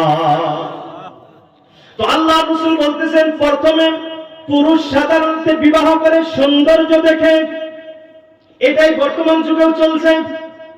বর্তমান যুগে যারা বিবাহ করতে চায়, যারা আমরা বিবাহ করেছি, এর বন্ধুরা আমার, বর্তমান যুগের বাস্তবতা হলো মানুষ, সব যুবক বিবাহের আগে তালাশ করে সৌন্দর্য, আর বিবাহের পরের দিন তালাশ করে চরিত্র। ঠিক না? বিবাহের আগে তালাশ করে কি? সুন্দর লাগে, সুন্দরী হইলে সব না, লেখাপড়া থাক কি না থাক, কোনো কোয়ালিটি থাক কি না থাক, কোনো কিছু লাগে না, সুন্দর আছে মানে বাস ওকে, তাই না? কিন্তু বাস্তবতা হলো ভাই, সৌন্দর্য দিয়ে সংসার করা যায়? কথা কয় না। সৌন্দর্য দিয়ে সংসার টেকে না। যুবক বিবাহের আগের দিন পর্যন্ত লাগে সৌন্দর্য, বিবাহের পরের দিন লাগে চরিত্র, সাংসারিক লাগে। এই জন্যই বেশিরভাগ ঘরে বর্তমান ডিভোর্স আর তালাক হয়ে যায়। কিছুদিন আগে একটা সার্ভে দেখলাম, পেপারে পত্রিকায় আসছে, যে যত মহিলার তালাক হয়েছে, কয়েক বছরের রিপোর্ট দিয়েছে, তার ভিতরে 80% যে মহিলাগুলি তালাক হয়েছে সব সুন্দর মহিলা ছিল। 80% কাদের তালাক হয়েছে? কথা কয় না, সুন্দর মহিলা। কেন? সৌন্দর্য দিয়ে সংসার চালানো যায় না। এই জন্য আল্লাহ রাসূল কি বললেন? চরিত্রবান, ফাযফার বিযাতিদ দীন, দিনদারকে তুমি অগ্রাধিকার দাও। যদিও তার চেহারাটা কালো হয়, যদিও ধন সম্পদ তার কাছে কম থাকে, যদিও বংশবুনিয়াদে কিছু কম থাকে, যদি মেয়ে চরিত্রবান হয়, যদি মেয়ে দিনদার হয়, তারিবাত ইয়াদাক, তোমার দুনিয়া ও আখিরাত কল্যাণ হবে। কেমনে? বলে দুনিয়াতে সাময়িকভাবে কিছুদিনের জন্য তোমার হয়তো মন খারাপ হইতে পারে, কিন্তু আল্লাহ রাব্বুল আলামিন তোমার ওই স্ত্রীর ঘরে এমন নেককার সন্তান আল্লাহ রাব্বুল আলামিন প্রদান করবেন যে ওই সন্তানের মাধ্যমে আল্লাহ তোমার চোখকে, তোমার দিলকে ঠান্ডা করে দিবে, শীতল করে দিবে। বলি সুবহানাল্লাহ। কিন্তু আমরা খালি সৌন্দর্য। এখন কি করবো? সৌন্দর্যের পিছনে ঘুরবো না দিনদারির পিছনে ঘুরবো? সবাই বলেন না। যারা আমরা বিবাহ করেছি, এনারাও একটা দোয়া আমি শিখাবো, এটা বেশি বেশি করবেন। আর যারা এখনো বিবাহ করেন নাই বা করার নিয়ত করতেছেন, আর আমরা যারা মুরব্বী আছি, অভিভাবক আছি, গার্জিয়ান আছি, আমার ছেলে সন্তানকে আমরা বিবাহের ব্যবস্থা করতেছি, আমরা 1 নম্বর কোয়ালিটি দেখবো কি? দিনদারি আছে না ছেলের ভিতরে এবং মেয়ের ভিতরেও। দিনদারি পরহেজগারি আছে না নাই? আমাদের এখানে পুরুষ ছেলে হইলে যদি সরকারি চাকরি থাকে তাহলে তো 10 খুন। কালেমাও জানা লাগে না, কালেমাও না জানলে চলবে, খালি সরকারি চাকরি হইলে হলো। আমাদের এলাকার কথা বলতেছি, এই এলাকার কথা আমি জানি। সরকারি চাকরি হইলে ছেলে যেমন হোক, মদ খোর হোক, জুয়াবাজ হোক, মেয়েদের পিছনে ঘুরনো কি আছে, সরকারি চাকরি আছে, 10 খুন। আর মেয়েদের অবস্থা হলো খালি সুন্দর হইলে আর কিছুই লাগে না, কি আছে। আল্লাহ আমাদের হেফাজত করুক, সবাই বলি আমিন। যারা আমরা এখনো বিবাহ করি নাই, বা বিবাহ করেছি কিন্তু আমাদের সংসার ভালোভাবে চলতেছে না, একটা দোয়া আমি আপনাদেরকে শিক্ষা দিব, এই দোয়া আপনারা বেশি বেশি করবেন তো ইনশাআল্লাহ। ইনশাআল্লাহ। মানুষ অল্প বয়সে যে বৃদ্ধ হয়ে যায়, মানুষ অল্প বয়সে যে বৃদ্ধ হয়, বুড়ো হয়ে যায়, তার মূল কারণটা কি সবাই বলেন না? মূল কারণ কি? টেনশন। মূল কারণ টেনশন। টেনশনের কারণে মানুষ অল্প বয়সে বুড়ো হয়ে যায়, বৃদ্ধ হয়ে যায়। আর মানুষ সবচেয়ে বেশি টেনশন পায় বাড়িতে, কথা ঠিক না? সবচেয়ে বেশি টেনশন এই জায়গায়। কারণ আল্লাহ রাব্বুল আলামিন মেয়েদেরকে, মহিলাদেরকে কেন সৃষ্টি করেছেন? কারণ জানি আমরা কি? আল্লাহ রাব্বুল আলামিন বলেন লিতাসকুনু ইলাইহা, আল্লাহ বলেন আমি তোমাদের জন্য তোমাদের স্ত্রীদেরকে সৃষ্টি করেছি লিতাসকুনু ইলাইহা, যাতে করে তোমরা সেখান থেকে তোমার স্ত্রীর মাধ্যমে তুমি প্রশান্তি লাভ করতে পারো। তো আল্লাহ রাব্বুল আলামিন স্ত্রীকে বানাইছেন প্রশান্তি, শান্তি লাভ করার জন্য, টেনশন দূর করার জন্য, কিন্তু টেনশন বেশি হয় এই জায়গায়। এই জন্য আল্লাহর রাসূল একটা দোয়া বারবার পাঠ করতেন। দোয়াটা কি? আল্লাহুম্মা ইন্নী আউযু বিকা মিন ইমরাআতিন তুশাইয়িবুনি ক্বাবলাল মাশী। ওলামায়ে কেরাম তো দোয়ার অর্থ বুঝতেছে, আমরা তো আর বুঝতেছি না। এর বন্ধুরা আমার, আল্লাহ রাব্বুল আলামিন বাংলা বোঝে কি বোঝে না? বোঝে আল্লাহ। এই জন্য আমরা যদি আরবি দিয়ে বলতে না পারি, বাংলায় দোয়া করলেও আল্লাহ শুনবেন কি শুনবেন না? তো আল্লাহ রাসূল আল্লাহর হাবিব সাল্লাল্লাহু আলাইহি ওয়াসাল্লাম দোয়া করতে, আল্লাহুম্মা, ও আমার রব, ও আমার আল্লাহ, ইন্নী আউযু বিকা, আমি আপনার কাছে আশ্রয় গ্রহণ করতেছি, আমি আপনার কাছে পানাহ চাইতেছি। কিসের থেকে পানাহ?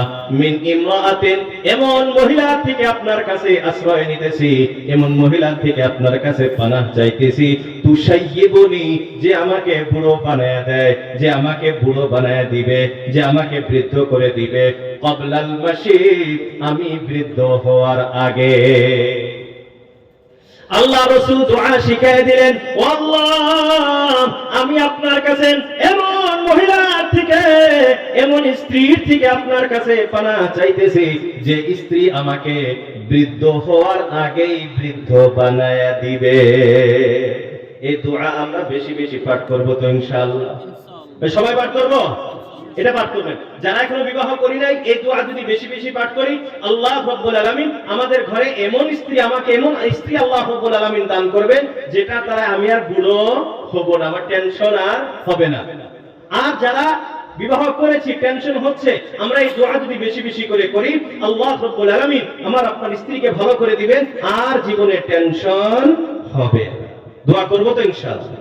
ভাই সবাই করবো তো ইনশাআল্লাহ? আল্লাহ আমাদের তৌফিক দান করুক, সবাই বলি আমিন। তো হযরত ওমর বিন খাত্তাব রাদিয়াল্লাহু তাআলা আনহু বললেন, প্রথম নাম্বার সন্তান যেটা মা বাবার কাছে হক পায়, এটা হলো বাবা তার সন্তানের জন্য নেককার স্ত্রীর ব্যবস্থা। কেন নেককার স্ত্রী কেন লাগবে? এর বন্ধুরা আমার, আপনার সন্তান তো হবে আপনার স্ত্রীর মাধ্যমেই, বলেন ঠিক কিনা?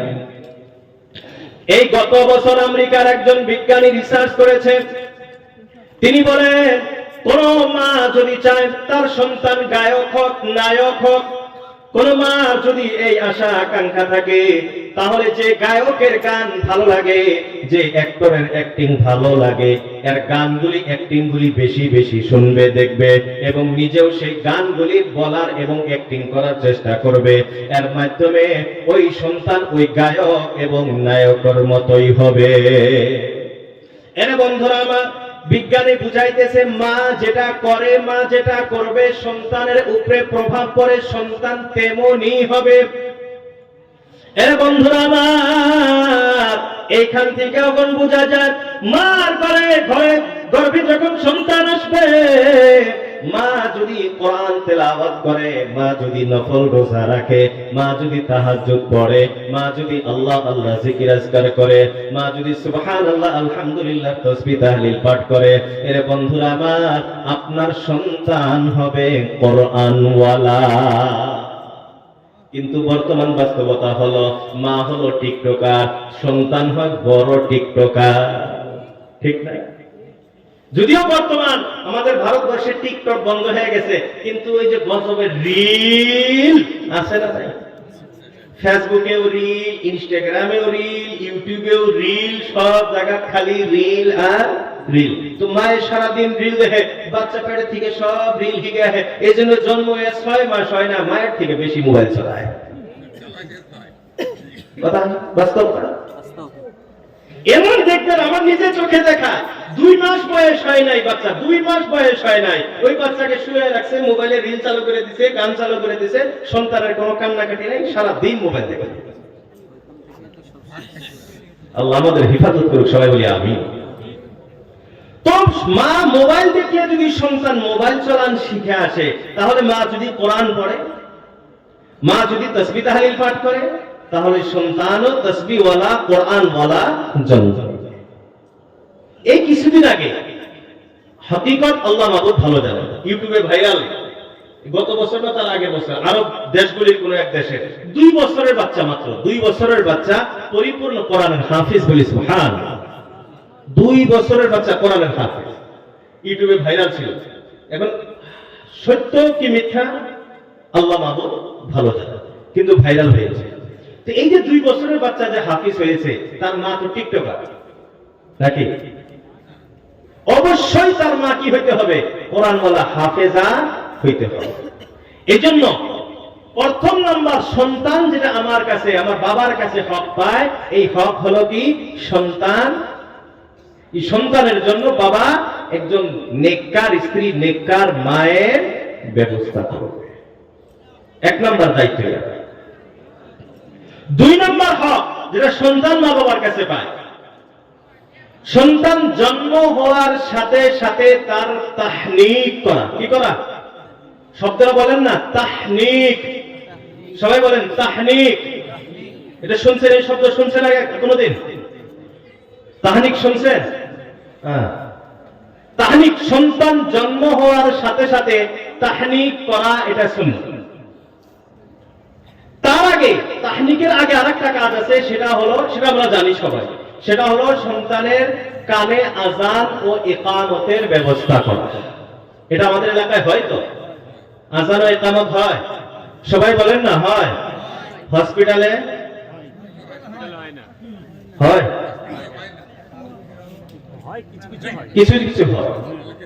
এই জন্য আমি প্রায় জলসাতে একটা কথা বলি যে আমাদের সমাজে শুধুমাত্র যে ধর্মীয় শিক্ষারই প্রয়োজন আছে এমন না, কোরআনের শিক্ষা তো দিতেই হবে, এটা একটা লেভেল আছে, ওটা আল্লাহ তৌফিক দিলে আমি পড়ে আসতেছি। কতটুকু পর্যন্ত দ্বীনি শিক্ষা ফরজ, এটা আল্লাহ তৌফিক দিলে আমি পড়ে আসবো। কিন্তু এখানে আমি শুধুমাত্র বলতেছি, মুসলমান শুধুমাত্র আরবি শিক্ষা করবে এটা জরুরি না। জেনারেল শিক্ষিত হওয়া মুসলমানদের জন্য অত্যন্ত জরুরি, ফরজ আইন। বিশেষ করে মুসলিম মহিলা, বিশেষ করে মুসলিম মেয়ে গাইনো ডাক্তার এবং নার্স হওয়া অত্যন্ত জরুরি। কেন? এমনি আমি আপনি বুঝে আসবে না। আল্লাহ না করুক, যখন আমার স্ত্রী, আমার মা, আমার বোন, যখন তাদেরকে হসপিটালে নিয়ে যাওয়া হয় গর্ভাবস্থায়, আর কোন অমুসলিম পুরুষের সম্মুখে যখন লজ্জাস্থান বাহির করা লাগে, তখন আমার আপনার অনুভব হয় যে আজ যদি কোন মুসলিম মহিলা গাইনো ডাক্তার থাকতো, তাহলে মনে হয় আজ এই কাজটা করার প্রয়োজন হইতো। জায়েজ না জায়েজের মাসলা ওটা আলাদা, ওটা আমি বলতেছি না, কিন্তু আমার আপনার একটা এহসাস, অনুভূতি আমি দেওয়ার চেষ্টা করতেছি যে আমাদের সমাজে মুসলিম মেয়ে গাইনো ডাক্তারের প্রয়োজন আছে না নাই। ঠিক তেমনি ভাবে এখন এই যে আযান ও ইকামতের কথা যেটা আসছে, সন্তান জন্ম হওয়ার সাথে সাথে যে আযান ও ইকামত, এই আযান ও ইকামত কি পুরুষের দেওয়া জরুরি? পুরুষের দেওয়া জরুরি না। একজন মেয়ে মানুষও এই আযান ও ইকামত দিতে পারে। মসজিদের 5 ওয়াক্ত নামাজের আযান ও ইকামত পুরুষে দিবে, কিন্তু কানের আযান এটা মহিলারাও দিতে পারে, মেয়েরাও দিতে পারে।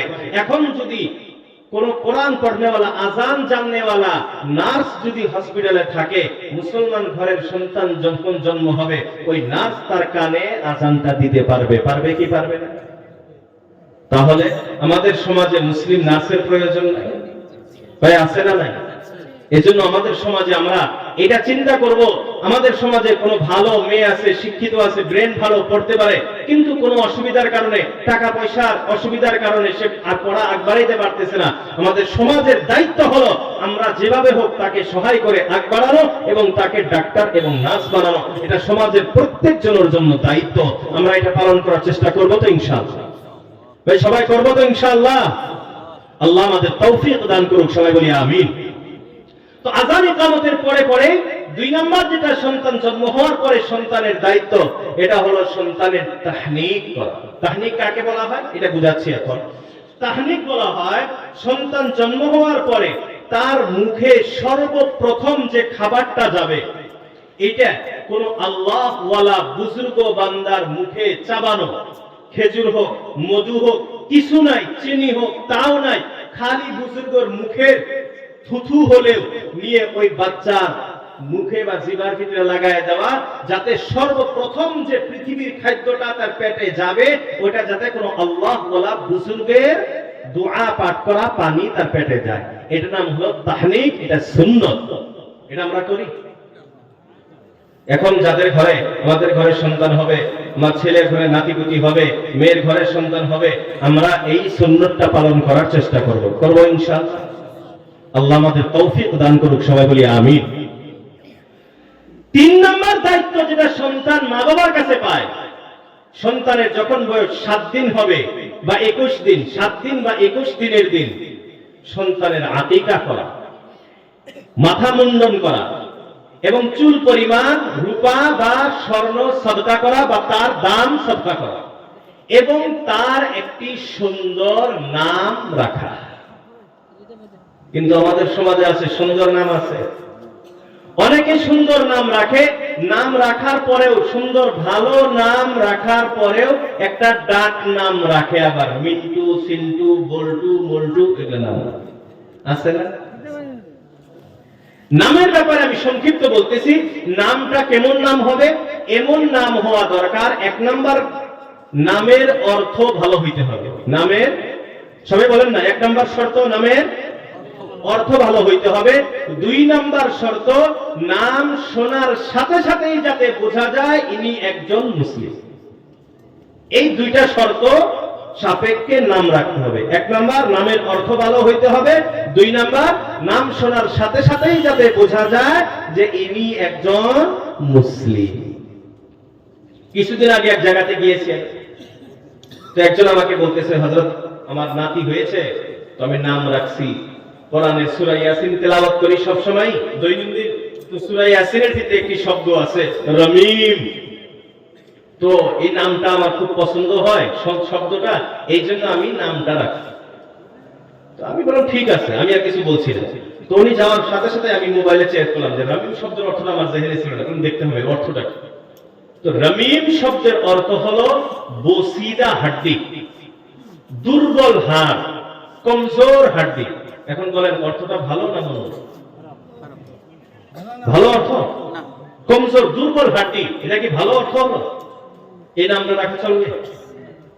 এরকম ধরনের, আমি বুঝাবার জন্য এটা বলছি। এই জন্য আমরা নামের ব্যাপারে 2টা শর্ত মনে রাখবো। 1 নাম্বার নামের অর্থ ভালো হইতে হবে, 2 নাম্বার নাম শোনার সাথে সাথেই যাতে বোঝা যায় ইনি একজন মুসলিম। মনে থাকবো তো ইনশাআল্লাহ? 3 নাম্বার হক গেল। 4 নাম্বার আল্লাহ রাসূল আল্লাহর হাবিব সাল্লাল্লাহু তাআলা আলাইহি ওয়াসাল্লাম ইরশাদ করেন, 4 নাম্বার হক সন্তান মা বাবার কাছে যেটা পায়, সন্তান যখন কিছু বড় হবে সন্তানকে কোরআনের শিক্ষায় শিক্ষিত করতে হবে। 4 নাম্বার 5 নাম্বার সন্তানকে আদব কায়দা, ভদ্রতা ও নম্রতা শিক্ষা দিতে হবে। এর বন্ধুরা আমার, কোরআনের শিক্ষায় শিক্ষিত দিতে হবে। কোরআনের শিক্ষা তো মাদ্রাসায় পাওয়া যায়, মক্তবে গেলে পাওয়া যায়, মসজিদে পাওয়া যায়, কিন্তু তার সাথে সাথে আল্লাহর রাসূল আল্লাহর হাবিব সাল্লাল্লাহু আলাইহি ওয়াসাল্লাম বলেন ভদ্রতা ও নম্রতা শিক্ষা দিতে হবে। এর আল্লাহর গোলাম, ভদ্রতা ও নম্রতা এটা কোন মাদ্রাসা, কোন মসজিদ, কোন মক্তব, কোন কলেজ, কোন ইউনিভার্সিটি, কোন প্রাইমারি স্কুলে শিক্ষা দেওয়া হয় না। ভদ্রতা নম্রতা সন্তান শেখে শুধুমাত্র মা বাবার কোল থেকে। নম্রতা ও ভদ্রতা এটা শুধুমাত্র সন্তান মা বাবার কাছে শেখে। পৃথিবীতে এই মা বাবা ছাড়া অন্য কারো কাছে এই শিক্ষা নাই। এখন আমি মা বাবা হইয়া সন্তানের সম্মুখে যদি ঝগড়া ফাসাদ করি, সন্তানের সম্মুখে যদি মা বাবা গালাগালি করি, রাগারাগি করি, আমার সন্তান ওইটাও শিখবো। এরে বন্ধুরা আমার, আমি আপনার সন্তানের সম্মুখে যদি ভদ্রতা নম্রতা নিয়ে চলি, তাহলে আমার আপনার সন্তানও ভদ্র ও নম্র হবে। বলি সুবহানাল্লাহ। তো 5 নম্বর 4 নম্বর হক ছিল কোরআনের শিক্ষা এবং ভদ্রতা ও নম্রতা শিক্ষা দেওয়া। এরা বন্ধুরা আমার, কোরআনের শিক্ষা এখন কতটুক দিতে হবে, কতটুক কোরআনের শিক্ষায় শিক্ষিত করতে হবে, এটা আমি আপনাদেরকে সংক্ষিপ্ত বুঝাই। আল্লাহ রাসূল আল্লাহর হাবিব সাল্লাল্লাহু তাআলা আলাইহি ওয়াসাল্লাম ইরশাদ করেন, ইযা মাতাল ইনসানু ইনকাতা আনহু আমালুহু ইল্লা মিন তালাতা। আল্লাহ রাসূল আল্লাহর হাবিব বিশ্বনবী সাল্লাল্লাহু তাআলা আলাইহি ওয়াসাল্লাম ইরশাদ করেন, ইযা মাতাল ইনসান, যখন কোন মানুষ মারা যায়, যখন কোন মানুষ দুনিয়া থেকে চলে যায়, ইনকাতা আনহু আমালুহু, তার সমস্ত আমলগুলি বন্ধ হয়ে যায়, এখন আর তার পক্ষে কোনো আমল করা সম্ভব হয় না। ইল্লা মিন সালাসা, আল্লাহ রাসূল বলেন, হ্যাঁ, 3টি আমল যদি দুনিয়ায় করে যাইতে পারে, 3টা আমল যদি মৃত্যুর আগে করতে পারে, এই 3টি আমল মরণের পরও তার আমল নামায় সওয়াব দিতেই থাকবে। বলি সুবহানাল্লাহ। এরা বন্ধুরা আমার, বর্তমান যুগে লাইফ ইন্স্যুরেন্স আছে না নাই? অনেকেই তো করছেন, করেন নাই? লাইফ ইন্স্যুরেন্স জায়েজ আছে না? আমি মাসলার দিকে যাইতেছি না, শুধুমাত্র আমি বুঝাইতেছি। লাইফ ইন্স্যুরেন্স হলো বড় বড় ব্যানার লাগে, অ্যাডভার্টাইজ করে, জীবনের আগেও মরণের পরেও লেখা থাকে না নাই? ভাই লেখা থাকে না নাই? বলে লাইফ ইন্স্যুরেন্স করো, তুমি বেঁচে থাকলেও তোমার উপকারে আসবে, মরলেও তোমার সন্তানের উপকারে আসবে। এরা বন্ধুরা আমার, আল্লাহ রাসূল এটাই বলতেছেন, ইল্লা মিন সাদাকাত ইল্লা মিন সালাসা, 3টি আমল আছে, এই 3টি আমল যদি তুমি দুনিয়াতে করতে পারো, দুনিয়ায় থাকাকালীনও তুমি সওয়াব পাইবা, আর মরণের পরেও তোমার কবরে সওয়াব পৌঁছতেই থাকবে। বলি সুবহানাল্লাহ। 1 নাম্বার আল্লাহ রাসূল বলেন, ইল্লা মিন সাদাকাতিন জারিয়া, 1 নাম্বার হলো সাদাকায়ে জারিয়া, প্রচলিত সাদাকা, যেটা চলতেই থাকে এমন সাদাকা। এর বন্ধুরা আমার, একেবারে সংক্ষিপ্ত ভাবে আপনাদেরকে সাদাকায়ে জারিয়াটা আমি বুঝাবার জন্য চেষ্টা করি। সাদাকায়ে জারিয়া সংক্ষিপ্ত ভাষায় এটার বোঝানোর জন্য হলো সামাজিক উন্নয়নমূলক কাজ।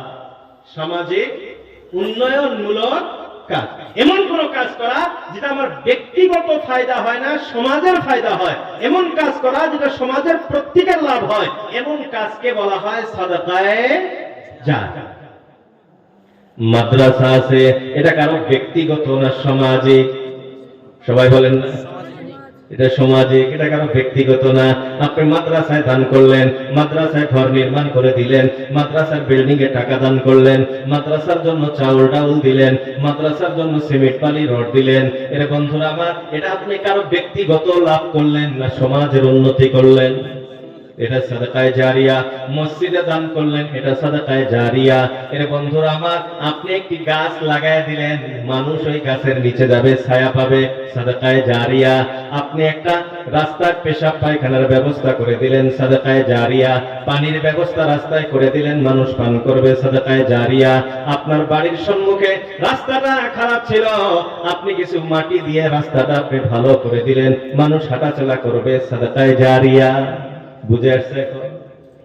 এর প্রত্যেকটা কাজ, যে কাজের দ্বারা সমাজের উন্নতি হয়, এটাকে বলা হয় সাদাকায়ে জারিয়া। করবো তো আমরা ইনশাআল্লাহ। এটা আমার মরণের আগেও লাভ, মরণের পরেও। 2 নাম্বার আল্লাহ রাসূল বলেন, আও ইলমিন ইনতাফাউ বিহি, মরণের আগে এমন কিছু ইলমের কাজ তুমি ছেড়ে যাও, জ্ঞানের কিছু কাজ তুমি করে যাও, যে জ্ঞানের কাজ তুমি মরণের পরেও চলতেই থাকবে। এর বন্ধুরা আমার, আমি মাদ্রাসা পড়াই, আমি ছাত্রদেরকে পড়াইতেছি, আমি দুনিয়া থেকে চলে যাব, আমার ছাত্ররা আরো ছাত্রদেরকে পড়াইবে, তারা আরো ছাত্রদেরকে পড়াইবে। এই ইলমের সিলসিলা যতদিন পর্যন্ত চলবে, আমার কবরে আমি সওয়াব পাইতেই থাকবো।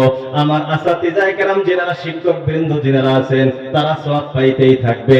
এর বন্ধুরা আমার, আমি আপনি ভালো একটা কিতাব লিখে গেলাম, সুন্দর একটি কিতাব লিখে গেলাম, এই কিতাব পড়ে পড়ে যত মানুষ উপকারিতা হবে, লাভবান হবে, তারা যত সওয়াব পাবে, আমি লেখার কারণে আমার কবরে এর সওয়াব পৌঁছতেই থাকবে। তো 2 নাম্বার ছিল জ্ঞানের ইলমের কোন কাজ করা। 3 নাম্বার আল্লাহ রাসূল আল্লাহর হাবিব বলেন, যেটা আমার মূল উদ্দেশ্য, আল্লাহ রাসূল বলেন আওয়ালাদিন সালিহিন ইয়াদউ লাহু। 3 নাম্বার আল্লাহ রাসূল বলেন আওয়ালাদিন, সন্তান ছাড়ো। শুধুমাত্র সন্তান ছাড়লেই হবে না, সন্তানের শর্ত আছে। আল্লাহ রাসূল বলেন সালিহিন, নেককার সন্তান তুমি দুনিয়ায় ছাড়বা। এখন আবার নেককার সন্তান কাকে বলে, এটা আল্লাহ রাসূল জানিয়ে দিলেন, ইয়াদউ লাহু, যে সন্তান তার মা বাবার জন্য দোয়া করে। এর বন্ধুরা আমার, এখন আপনি বলবেন, আমার সন্তানকে তো আমি বড় টাকাওয়ালা, বড় পয়সাওয়ালা বানায়া দিয়েছি, আমি মারা গেলে আমার সন্তান মাদ্রাসার ছাত্রছাত্রীদেরকে দাওয়াত করবে, তাদেরকে দিয়ে কোরআন খানি করবে, তাদেরকে টাকা পয়সা হাদিয়া দিবে, তাদের মাধ্যমে দোয়া করবে, আমার সন্তান তো দোয়া করাবে। এর বন্ধুরা আমার, আল্লাহ রাসূল আল্লাহর হাবিব আসলেতে এই কথা বলেন না। আওয়ালাদিন সালিহিন ইয়াদউ লাহু, নেককার সন্তান দুনিয়াতে ছাড়ো যারা তোমার জন্য দোয়া করবে। এর বন্ধুরা আমার, এটাকে বুঝতে হলে আরেক দিক থেকে আমাকে আপনাকে বুঝতে হবে, এই এলাকায় মানুষ মারা যায় কি যায় না? যায়। এই এলাকায় মানুষ মারা যায়, আজরাইল চেনে? আল্লাহ। আচ্ছা, মানুষ যখন মারা যায় জানাজা হয় কি হয় না? হয় জানাজা। আচ্ছা, জানাজা তো আপনারা পড়েন, এই জানাজাটা নামাজ না দোয়া? সবাই বলেন না দোয়া। আলহামদুলিল্লাহ। অনেক জায়গাতে জিজ্ঞাসা করি কয় নামাজ, এই জায়গাটা আলহামদুলিল্লাহ সবাই জানে, এটা আল্লাহ শুকরিয়া বলি আলহামদুলিল্লাহ। তো জানাজাটা দোয়া, এটা নামাজ না। এখন জানাজাটা দোয়া, ওইদিকে আল্লাহ রাসূল বলেন এমন নেককার সন্তান ছাড়ো যে সন্তান দোয়া করতে পারে, অর্থাৎ এমন সন্তান দুনিয়াতে ছাড়ো যে সন্তান জানাজা পড়াইতে পারে। এখন এখান থেকে আমি একটা কথা আগে বলছিলাম যে কোরআনের শিক্ষার একটা লিমিট আছে, যেটা ফরজ। মৌলানা হওয়া, মুফতি হওয়া, মুহাদ্দিস হওয়া, মুফাসসির হওয়া, হাফেজ সাহেব হওয়া, এগুলা সব হলো ফরজে কিফায়া। এলাকার ভিতরে কয়েকজন হইলেই সবার গুনাহগার। কিন্তু আল্লাহ রাসূল যে বলছেন তলাবুল ইলমি ফরিদাতুন আলা কুল্লি মুসলিমিন ওয়া মুসলিমা, প্রত্যেকজন মুসলমানের জন্য দ্বীন শিক্ষা করা, ইলমে দ্বীন শিক্ষা করা ফরজে আইন। এই ফরজে আইন ইলম কতটুকু শিখতে হবে, এটা আমি বলছিলাম যে আল্লাহ তৌফিক দিলে পরে বলবো। এইটাই হলো এইটা, আওয়ালাদিন সালিহিন ইয়াদউ লাহু, সন্তানকে এতটুকু শিক্ষিত বানাও, কোরআনের শিক্ষায় এতটুকু শিক্ষিত বানাও, তোমার সন্তান জানাজা পড়াইতে পারে। দেখেন, সন্তানের জন্য জানাজা পড়ানো কোনো ফরজ না, কোনো জরুরি না। সন্তানের জানাজা পড়ানি লাগবে এমন জরুরি না, কিন্তু আপনার সন্তানকে এতটুকু শিক্ষিত বানাইতে হবে যে আপনার সন্তান জানাজা পড়াইতে পারে। এখন আপনাদের কাছে প্রশ্ন, যে জানাজা পড়াইতে পারে এ তো আর নামাজ পড়া যাবে না, কথা কয় না? যে জানাজা পড়াইতে পারে সে তো আর কোরআন পড়তে পারে না, যে জানাজা পড়াইতে পারে সে তো আর হালাল হারাম বোঝে না। তো এই যে একটা লেভেল, জানাজা পর্যন্ত শিক্ষা, এতটুক শিক্ষা আমি আপনি নিজেও জরুরি এবং নিজের সন্তানকেও এতটুক শিক্ষিত বানানো জরুরি। এখন এতটুকু শিক্ষার জন্য আলহামদুলিল্লাহ থুম্মা আলহামদুলিল্লাহ ফখরের সাথে গৌরবের সাথে বলা যায় যে আমাদের এলাকার যে মক্তব আছে, এই জায়গাতে মক্তব আছে তো, সবাই মক্তব সকাল বা বিকালে মক্তব চালু আছে তো, মক্তব মসজিদে মসজিদে মক্তব আছে আলহামদুলিল্লাহ। মক্তবের যে শিক্ষা, যদি ভালোভাবে মক্তবের শিক্ষা নেওয়া যায়, এই মক্তবের ভিতরে এই জানাজার লেভেল পর্যন্ত শিক্ষা আলহামদুলিল্লাহ দেওয়া হয় বলে সুবহানাল্লাহ। এখন এই জানাজা পর্যন্ত বা মক্তবের শিক্ষা শিক্ষিত করতে আমার সন্তানের স্কুলের পড়ার কোনো ক্ষতি হবে? হয় কোনো ক্ষতি হয়? কিন্তু দেখা যায় কি স্কুলে তো আমরা জোর জবরদস্তি অনেক মেহনত করে স্কুলে পাঠাই, মক্তবের দিকে আমাদের কোনো খেয়াল নেই। আর আরেকটা, এটা আমাদের মাদ্রাসার আন্ডারে 67টা মাদ্রাসা মক্তব চলে। এই সমস্ত মক্তবের রিপোর্ট আমার কাছে, আমি যেহেতু কম্পিউটারের কাজগুলো করি। এইখানে প্রায় 4000 উপরে স্টুডেন্ট আছে, 4100 কতজন স্টুডেন্ট আছে আমার কাছে হিসাব আছে এই 67টা মক্তবে। এই 4000 স্টুডেন্টের ভিতরে 3500 খালি মেয়ে, আর 500-600 এটা হলো ছেলে। তো এইসব এলাকার অবস্থাও তো এরকম, মেয়েদেরকে মক্তবে পাঠায়, ছেলেদেরকে পাঠায়। ওই যে আগে একটা কথা বলছিলাম না, ছেলের সরকারি চাকরি হলে তার ছেলের কিছুই লাগে না, আবার মেয়েটা অল্প মানে যাই হোক কম কালেমাটা জিজ্ঞাসা করে দেখতে গেলে যে মা কালেমাটা শোনা আছে না। তো মক্তবের শিক্ষাটা আমাদের অঞ্চলের ভিতরে মজবুত করতে হবে, করবো তো আমরা ইনশাআল্লাহ।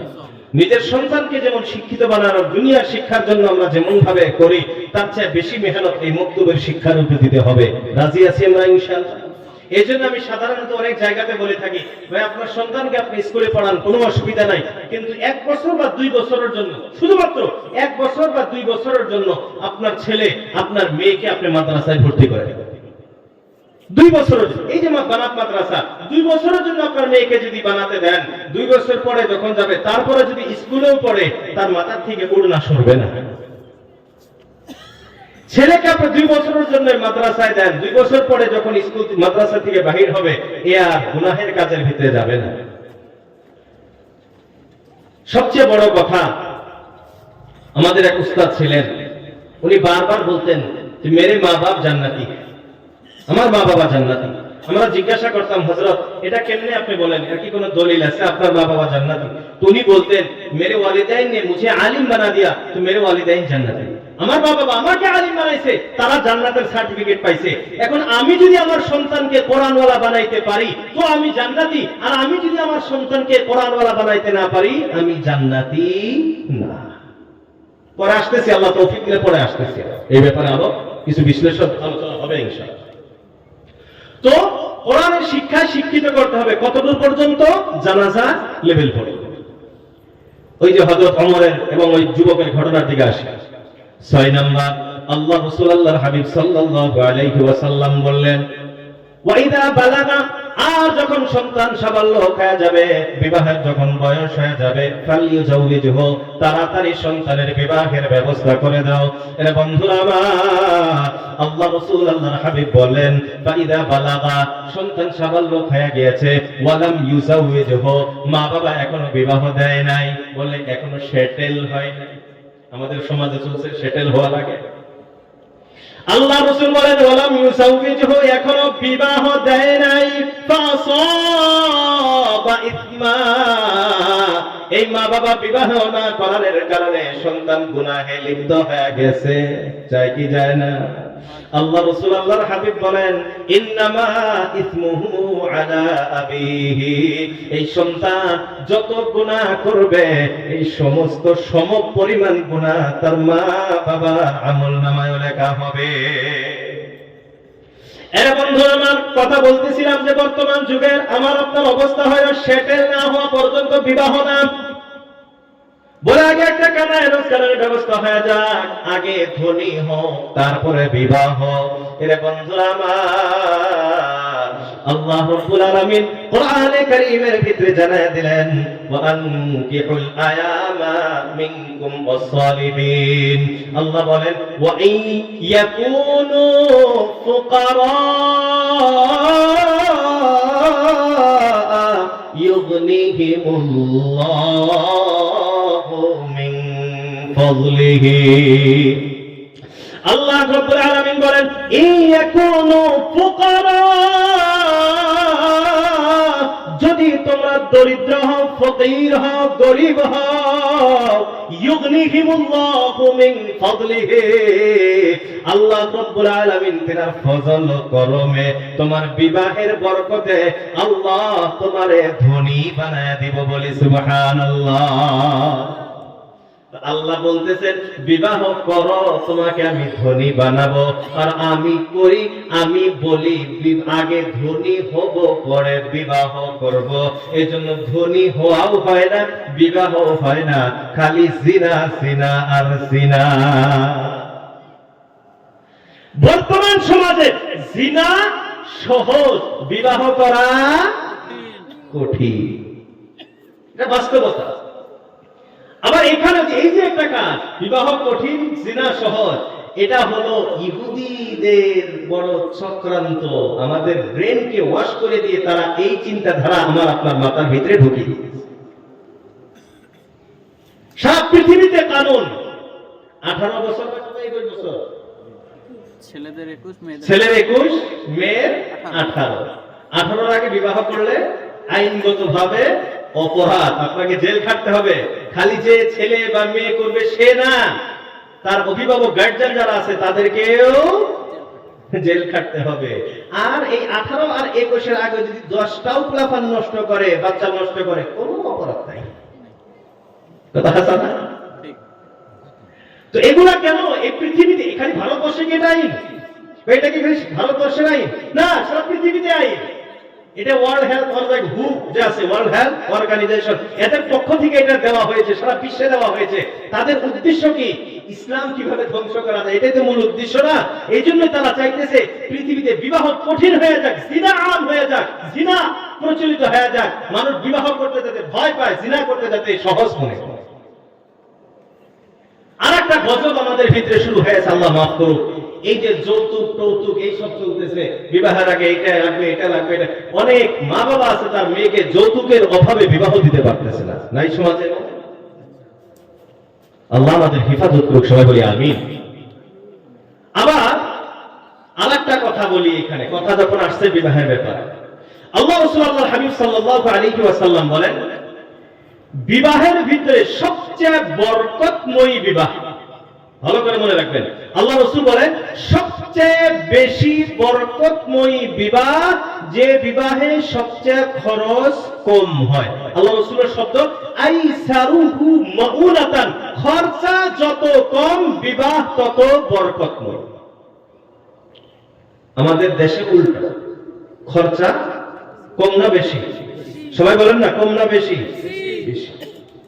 লাখো লাখ টাকা ঋণ করে সুদের উপরে এনে পেন্ডেলের উপরে লাখ লাখ টাকা খরচ করা। বিবাহ তো সাদা সিধা হবে। একবার আমি আপনাদেরকে একটা ঘটনা শোনাই। আচ্ছা, আমাদের বাস্তবতা হলো কি, আমাকে যদি আমার আত্মীয় ভিতরে কারো বিবাহ হইতেছে, আমি মুফতি রকিবুল, আমাকে দাওয়াত দেন, ও আমার দাওয়াত দেয় না, আমার কাছে চিনলো না, ঠিক আছে দেখা যাবে খেলা, বলি কি বলি না? আল্লাহ রাসূলের যুগের একটা ঘটনা শোনাই, খারাপ লাগতেছে না তো আপনাদের? শুনতেছেন তাই আমি কথা বলতেছি, আপনারা যদি শোনা বাদ দেন আমিও বাদ দিয়ে দেবো ইনশাআল্লাহ। প্রায় পৌনে একটা হয়ে গেছে, আরো কিছু সময় চলো নাকি? ইনশাআল্লাহ আল্লাহ তৌফিক দান করুক, সবাই বলি আমিন।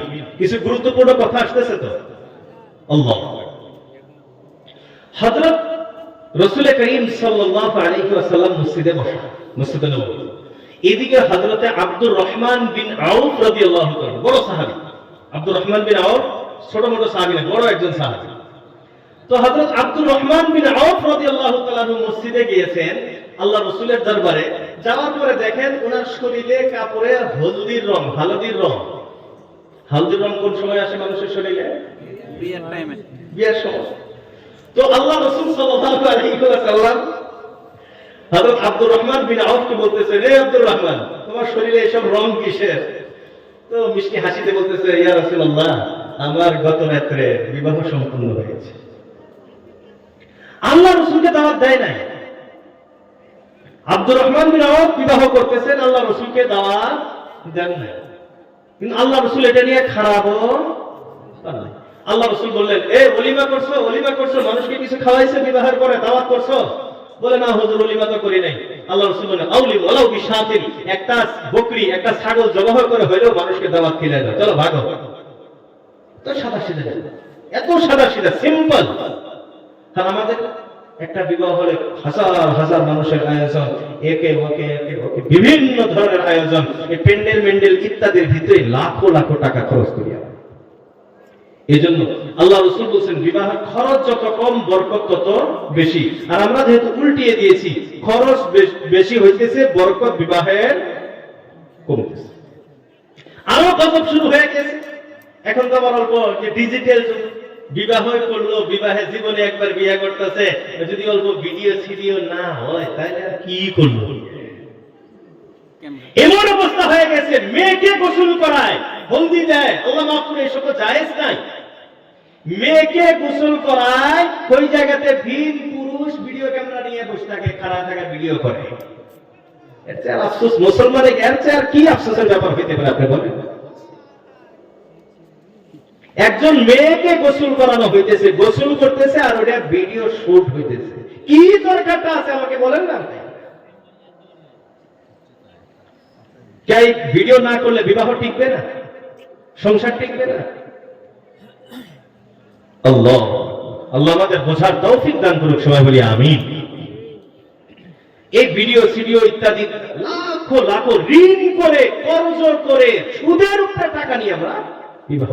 এই সময়ের কারণে একজন দেখছে যে তার ছেলেকে, আমার বন্ধু তার ছেলেকে এত কোটি টাকা খরচ করে বিবাহ দিয়েছে, আজকে আমার সন্তানকে যদি আমি বিবাহ দিই 1 কোটি যদি খরচ না করি, আমার তো মান সম্মানের কথা, প্রেস্টিজের কথা আছে, এটা ভেবে তখন তার ছেলেকে বিবাহ দিতে ভয় পায়।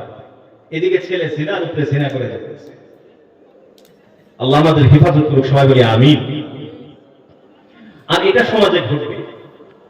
একটা হাদিস আমি বলি, আল্লাহ রাসূলুল্লাহ হাবিব সাল্লাল্লাহু আলাইহি ওয়াসাল্লাম বলেন, কিয়ামতের আগে পৃথিবীর সময় এমন সময় আসবে যে পৃথিবীতে জারজ সন্তান দিয়ে পৃথিবী ভরে যাবে, অবৈধ সন্তান দিয়ে পৃথিবী ভরে যাবে।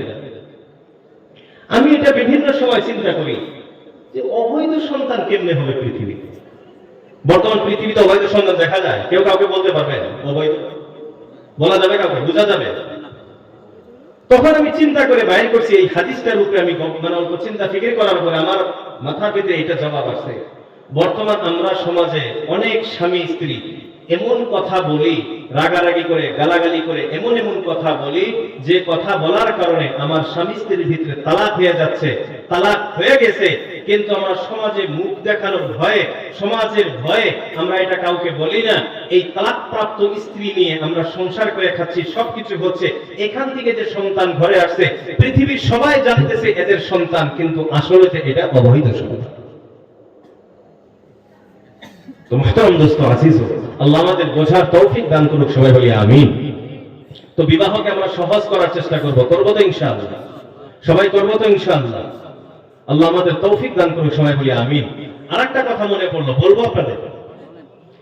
এই যে বিবাহের দাওয়াত, ওলিমার দাওয়াত করাটা সুন্নত, কিন্তু আমরা যেভাবে ফ্যাশনেবল দাওয়াত, এটা সুন্নত না। আচ্ছা, এটা কোনটা নিলাম, দাওয়াত খিলাইতেছেন, চলো দাওয়াত খিলান, যাইছে। কিন্তু আল্লাহ রাসূল, আল্লাহর হাবিব সাল্লাল্লাহু আলাইহি ওয়াসাল্লাম বলেন, দেখেন আমাদের যুগের সাথে কেমন মিল কথা। আল্লাহ রাসূল 1400 বছর আগে বলছেন। আল্লাহ রাসূল বলেন, ওই দাওয়াত, ওলিমার দাওয়াত, ওই দাওয়াত সবচেয়ে নিকৃষ্টতম দাওয়াত, সবচেয়ে খারাপ দাওয়াত। বলে কোন দাওয়াত? আল্লাহ রাসূল, আল্লাহর হাবিব সাল্লাল্লাহু আলাইহি ওয়াসাল্লাম বলেন, যে দাওয়াতে শুধুমাত্র ধনীদেরকে দাওয়াত দেওয়া হয় আর গরীবদেরকে ছেড়ে দেওয়া হয়। আল্লাহ রাসূল, আল্লাহর হাবিব বলেন, যে দাওয়াতে শুধুমাত্র ধনীদেরকে দাওয়াত দেওয়া হয়, গরীবদেরকে দাওয়াত করা হয় না, গরীবদেরকে ছেড়ে দেওয়া হয়। আল্লাহ রাসূল বলেন, এই দাওয়াত হলো পৃথিবীর সবচেয়ে নিকৃষ্টতম দাওয়াত।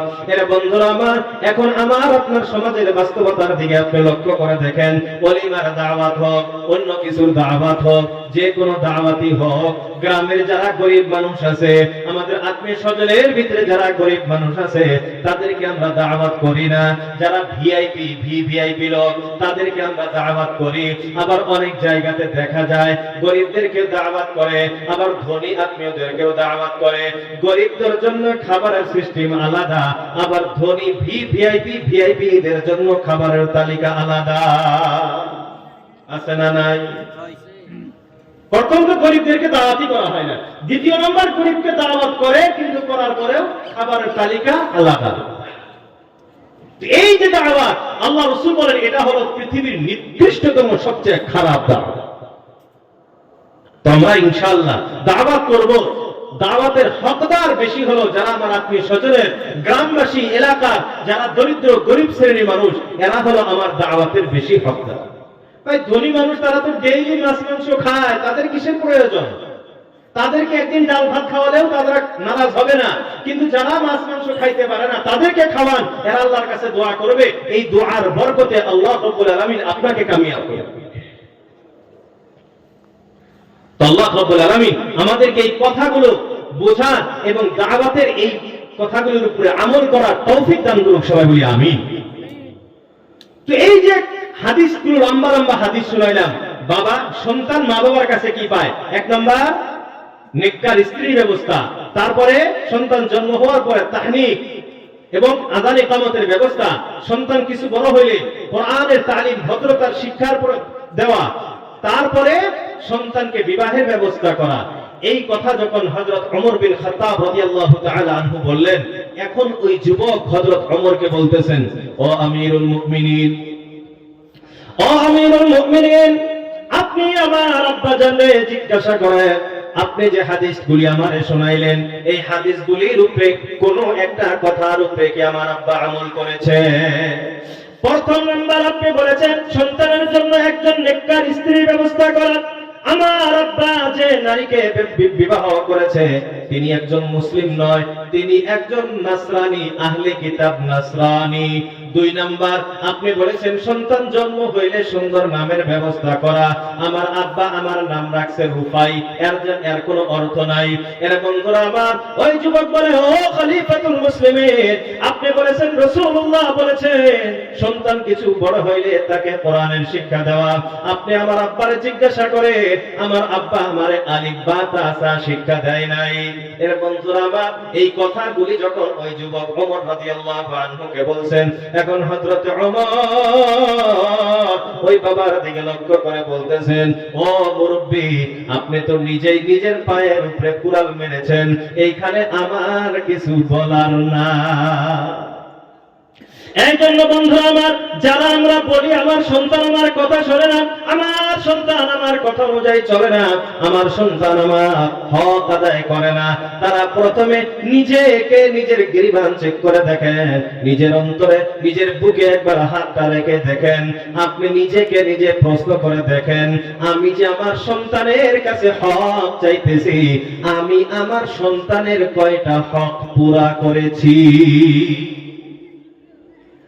আপনি সন্তানের হক তখনই পাইতে পারেন যখন আপনি আপনার সন্তানের হক আদায় করবেন। তালি দুই হাতে বাজে, এক হাতে তালি বাজে।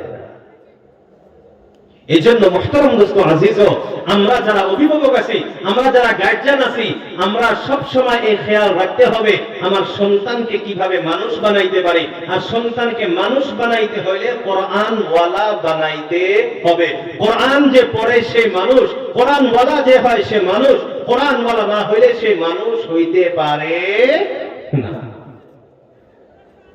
আল্লাহ রাসূল আল্লাহর হাবিব সাল্লাল্লাহু আলাইহি ওয়াসাল্লাম বলেন, কুল্লুকুম রাঈন ওয়া কুল্লুকুম মাসউলুন আন রাইয়াতিহি। আল্লাহ রাসূল আল্লাহর হাবিব বিশ্বনবী সাল্লাল্লাহু তাআলা আলাইহি ওয়াসাল্লাম ইরশাদ করেন, কুল্লুকুম রাঈন, তোমরা প্রত্যেকজন এক একজন অভিভাবক, সবাই এক একজন গার্জিয়ান, দায়িত্ববান। ওয়া কুল্লুকুম মাসউলুন আন রাইয়াতিহি, আর তোমাদের সবাইকে তোমাদের দায়িত্ব নিয়ে প্রশ্ন করা হবে। এরা বন্ধু আমার, আজ আমার দায়িত্বে আমার সন্তান আছে, আমার স্ত্রী আছে, আজ যদি এদেরকে আমি শাসন না করি, এদেরকে যদি আজ আমি নামাজ রোজার কথা না বলি, আল্লাহ ওয়ালার কথা না বলি, কোরআন ওয়ালার কথা না বলি, কোরআন ওয়ালা যদি না বানাই, এরে বন্ধুরা আমার, আল্লাহ রাসূল আল্লাহর হাবিব সাল্লাল্লাহু আলাইহি ওয়াসাল্লাম বলেন, মুরু সিবিয়ানাকুম বিসসালাত ওয়া হুম আবনাউ 7 সিনিন ওয়াদরিবুহুম আলাইহি ওয়া হুম আবনাউ 10 সিনিন। আল্লাহ রাসূল আল্লাহর হাবিব বিশ্বনবী সাল্লাল্লাহু তাআলা আলাইহি ওয়াসাল্লাম ইরশাদ করেন, মুরু সিবিয়ানাকুম, তোমার সন্তানকে তুমি আদেশ করো। কিসের আদেশ করবা? বিসসালাহ, নামাজের আদেশ করো। কোন সময়? কোন সময়? ওয়াহুম আবনাউ 7 সিনিন, যখন তোমার সন্তানের বয়স হয় মাত্র 7 বছর। ওয়াদরিবুকুম আলাইহি, আর সন্তান নামাজ না পড়ার কারণে মারপিট করো, মারো।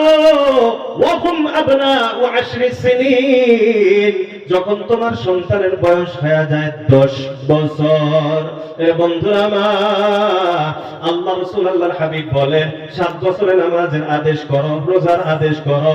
10 বছর নামাজ পড়ে না, রোজা রাখে না, তাদেরকে মারপিট করো।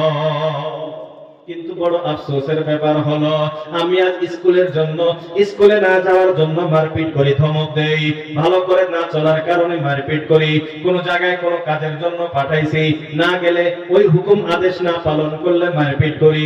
কিন্তু বন্ধুরা আমার, আমরা কয়জন গার্জিয়ান মুরব্বী আছি, আমার সন্তান, আমার স্ত্রী নামাজ না পড়ার কারণে আমি তারে মারছি। নামাজ না পড়ার জন্য কয়জন আছে? কিন্তু এখানে আবার দ্বিতীয় একটা কথা আছে, বলে হুজুর আমি আমার সন্তানকে কেমনে মারবো, আমি তো নিজেই নামাজ পড়ি না। কথা আছে না? আল্লাহ রাব্বুল আলামিন বলেন, লিমা তাকুলুনা মা লা তাফআলুন, কাবুরা মাকতান ইনদাল্লাহি আন তাকুলু মা লা তাফআলুন। আল্লাহ বলেন, যেটা তুমি করো না তুমি সেটা কেমনে বলো? তুমি যেটা করো না এটা বলা, এটা আল্লাহর কাছে বড় অপরাধ।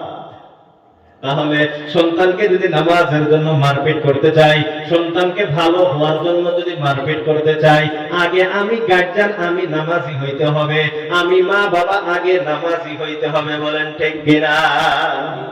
তাহলে আমরা গার্জিয়ান যারা আগে ঠিক হব, আমরা যারা অভিভাবক আছি, মুরব্বী আছি, আমরা আগে ভালো হবো তো ইনশাআল্লাহ? সবাই বলেন না ইনশাআল্লাহ। এখন আমি যদি আমার সন্তানকে ভালো করার চেষ্টা না করি, ছেড়ে দিলাম, কি করে করুক? তো আল্লাহ রাব্বুল আলামিন বলেন, এই সন্তান কাল কিয়ামতের দিন, আপনি নামাজি, রোজা সব করতেছেন, হজ করে আসছেন, আপনার তাহাজ্জুদ পড়তেছেন, আপনার কোনো অসুবিধা নাই, আপনার জান্নাতের সার্টিফিকেট হাতে আসবে, এমন অবস্থায় আপনার সন্তান আপনার বিরুদ্ধে অভিযোগ। আল্লাহ রাব্বুল আলামিন বলেন, আপনার সন্তান, আপনার স্ত্রী কাল কিয়ামতের দিন আল্লাহ রাব্বুল আলামিনের কাছে অভিযোগ নিয়ে আসবে, ইন্না আতা'না সাদাতানা ওয়া কুবারানা ফাআদাল্লুনা আস-সাবিলা। আল্লাহ রাব্বুল আলামিনকে বলবেন, ওয়াল্লাহ ইন্না আতা'না সাদাতানা ওয়া কুবারানা, ওয়াল্লাহ আমরা দুনিয়ায় আমাদের যারা নেতা খেতা ছিল, আমাদের যারা মুরব্বী ছিল, আমাদের যারা অভিভাবক ছিল, আমরা তাদের অনুসরণ করে চলতাম, তাদের কথা মেনে চলতাম। ফাআদাল্লুনা আস-সাবিলা, তারাই তো আমাদেরকে পথভ্রষ্ট করেছে, তারাই তো আমাদেরকে জাহান্নামী বানিয়েছে। রব্বানা, ও আমাদের রব, আতিহিম দিফাইনি মিনাল আযাব, আপনি আমার অভিভাবক, আপনি আমার নেতাদেরকে দিফাইনি মিনাল আযাব, আমাকে যা শাস্তি দিবেন আমার শাস্তির দ্বিগুণ ডাবল শাস্তি তাদেরকে দিয়ে দেন। আপনার সন্তান আপনার বিরুদ্ধে আল্লাহর কাছে বলবে, আল্লাহ আমার গার্জিয়ানকে, আমার মা বাবাকে আমার থেকে ডাবল শাস্তি দাও, কারণ এদের জন্যই তো আমি পথভ্রষ্ট। এজন্য মুহতারাম দোস্ত আজিজ, আমরা আমাদের সন্তানদেরকে কোরআনওয়ালা বানাইতে হবে। আর কোরআনওয়ালা যদি বানাইতে চাই, তাহলে কোরআনের যে অনুষ্ঠান প্রতিষ্ঠানগুলি আছে এগুলি আমাদের জীবিত রাখতে হবে। এই যে আমাদের এই বানাত মাদ্রাসা, মাদ্রাসাতুল বানাত, এটা আমাদের জন্য আল্লাহর পক্ষ থেকে বড় নেয়ামত, আমাদের জন্য বড় নেয়ামত যে এই জায়গাতে আমাদের মা বোনেরা কোরআনের শিক্ষা নিতেছে, কোরআন ওয়ালি হইতেছে। পীর জুলফিকার সাহেব দামাত বরকাতুহুল আলিয়া উনি একটা কথা বলতেন, বারবার বলেন যে কোন বাবার কাছে যদি এমন আছে টাকা পয়সা আছে কিন্তু কম, তার একজন ছেলে আছে একজন মেয়ে আছে, আর দুইজনের ভিতরে একজনকে শিক্ষিত বানাইতে পারে, দুইজনের খরচা সে বহন করতে পারবে না, পীর জুলফিকার সাহেব বলেন তিনি যাতে ছেলেকে বাদ দিয়ে মেয়েকে শিক্ষিত বানায়। কেন? তিনি বলেন মর্দ পড়া ফর্দ পড়া औरत পড়ি খানদান পড়া, বলি সুবহানাল্লাহ। পুরুষ পড়বে একজনই শিক্ষিত হবে, আর মেয়ে যদি শিক্ষিত হয় পুরো বংশটা শিক্ষিত হয়ে যায়, বলি সুবহানাল্লাহ। আর একটা হাদিস আছে, আল্লাহ রাসূল বলেছেন যে সন্তানের সর্বপ্রথম মাদ্রাসা, স্কুল, বিদ্যালয় সেটা হলো মা খোর। মা যদি শিক্ষিত না হয়, মা যদি কোরআনওয়ালা না হয়, মা যদি দোয়া দরুদ না জানে, ওই সন্তান শিক্ষিত হওয়া, কোরআনওয়ালা হওয়া বড় মুশকিল। কারণ প্রথম আলিফ বাতা কে শিক্ষা দিবে? টাটা বাই বাই শিক্ষা না দিয়ে যে আসসালামু আলাইকুম বলতে হয়, এই শিক্ষাটা কে দিবে? মা। রাত্রে ঘুমানোর সময় মা বাবার সাথে ঘুমায় না, মার সাথে ঘুমায়, তো রাত্রে ঘুমানোর দোয়াটা কে শিক্ষা দিবে? মা শিক্ষা দিবে। রাত্রে ঘুমানোর সময় বাচ্চাকে কথার সাথে সাথে ওই কথার মানে গল্পে গল্পে কালেমার শিক্ষাটা কে দিবে? মা দিবে। এক কথায় মা যদি কোরআন ওয়ালি হয়, আপনার সন্তান 100% কোরআন ওয়ালা হবে। আর যদি আপনার স্ত্রী যদি কোরআন ওয়ালা না হয়, আপনার সন্তান কোরআন ওয়ালা হওয়া এটা কপালের কথা, ভাগ্য থাকতে হবে। এই জন্য মুহতারাম দোস্ত আজিজ, আমাদের মেয়েদেরকে আমরা কোরআনের শিক্ষায় শিক্ষিত করার চেষ্টা করব ইনশাআল্লাহ। এখন কথা হলো, এই যে অনুষ্ঠানটা আছে, এনারা বলেছেন এখানে আলহামদুলিল্লাহ বিল্ডিং এর কাজ চলতেছে, তাহলে আমরা তো সবাই দিছি না, দেই নাই কিছু কিছু, সবাই দিয়েছি তো। এখন সর্বশেষ আখিরি মুনাজাত হবে ইনশাআল্লাহ। এই মুনাজাতের আগে এই দিনী অনুষ্ঠানটা যাতে চলতে থাকে, প্রচলিত থাকে, কিয়ামত পর্যন্ত যাতে থাকে, এই যে আল্লাহর নবীর মেহমান, উম্মতের নববীর মেহমান, এরা যাতে ভালোভাবে থাকতে পারে, শান্তিমতো থাকতে পারে, এই জন্য আমার আপনার চেষ্টা করার প্রয়োজন আছে না নাই? ভাই আছে না নাই? একটা হাদিস আমি আপনাদেরকে শোনাই। কানা কাওয়ানে ফি আহদি রাসূলিল্লাহ সাল্লাল্লাহু আলাইহি ওয়াসাল্লাম, সাহাবায়ে কেরাম বলেন আল্লাহ রাসূল আল্লাহর হাবিব সাল্লাল্লাহু আলাইহি ওয়াসাল্লামের জামানায় দুইজন ভাই ছিল। কয়জন ভাই? দুইজন ভাই ছিল। আহাদুহুমা ইয়াতাআল্লামু ওয়াল আখিরু ইয়াহতারিফ। একজন আল্লাহর রাসূলের দরবারে দ্বীনি শিক্ষা করত, আর একজন ভাই কামাই করত, উপার্জন করত। ফাশাকাল মুহতারিফু আখাহুন নবী সাল্লাল্লাহু আলাইহি ওয়াসাল্লাম, উপার্জনকারী ভাই আল্লাহর রাসূল আল্লাহর হাবিব সাল্লাল্লাহু আলাইহি ওয়াসাল্লামের কাছে অভিযোগ আনলেন, ও রাসূল, ও আল্লাহর হাবিব, আমার ছোট ভাই আপনার মাদ্রাসায় ভর্তি হয়েছে, আমি একা একা রোজগার করি, কামাই করি, বড় কষ্ট, আমাদের সংসারে বড় অভাব, আমার ছোট ভাইকে আমি অনেকবার বুঝিয়েছি, আমার কথা মানে না। ও রাসূল, আপনি যদি আমার ভাইকে বুঝাইতেন, সেও যদি আমার সাথে উপার্জন করত, তাহলে আমাদের সংসারটা ভালোভাবে চলতো। আপনি তারে অল্প বুঝাইয়া দেন, সে যাতে মাদ্রাসা বাদ দিয়ে আমার সাথে উপার্জন করে। তার মানে আমার আপনার এলাকার যে অভিযোগ, হুজুর মাদ্রাসা আছে, ছাত্র আছে, ছাত্রী আছে, উলামায়ে কেরাম আছে, আমি কামাই করব তাদেরকে কেন খাওয়াবো, আমি কামাই করব তাদেরকে কেন দিব, তারা কি নিজে কামাই করে পড়তে পারে না? এই অভিযোগ আর ওই ভাইয়ের অভিযোগ একই। আল্লাহ রাসূল আল্লাহর হাবিব সাল্লাল্লাহু আলাইহি ওয়াসাল্লাম জবাব দিলেন, লাআল্লাকা তুরযাকু বিহি। ও বড় ভাই, আল্লাহ রাব্বুল আলামিন তোমাকে যে রিজিক দিতেছেন, আল্লাহ যে তোমার রিজিকের ব্যবস্থা করতেছেন, আল্লাহ রাব্বুল আলামিন তোমার এই রিজিকের ব্যবস্থা তোমার ছোট ভাইয়ের উসিলায় আল্লাহ দিতেছেন, বলি সুবহানাল্লাহ। এই যে বন্ধুরা আমার, এই যে এলাকাবাসী আমরা আছি, আল্লাহ রাব্বুল আলামিন আজ আমাদেরকে যে কিছু উপার্জন করার তৌফিক দিতেছেন, কামাই রোজগার করার তৌফিক দিতেছেন, এরা বন্ধুরা আমার এই হাদিসের বর্ণনায় যদি বলা যায় আল্লাহ যে আমারে কামাই করার তৌফিক দিতেছেন, এই মাদ্রাসার উসিলায় আল্লাহ আমাদের কামাইয়ের ব্যবস্থা করতেছেন, বলি সুবহানাল্লাহ।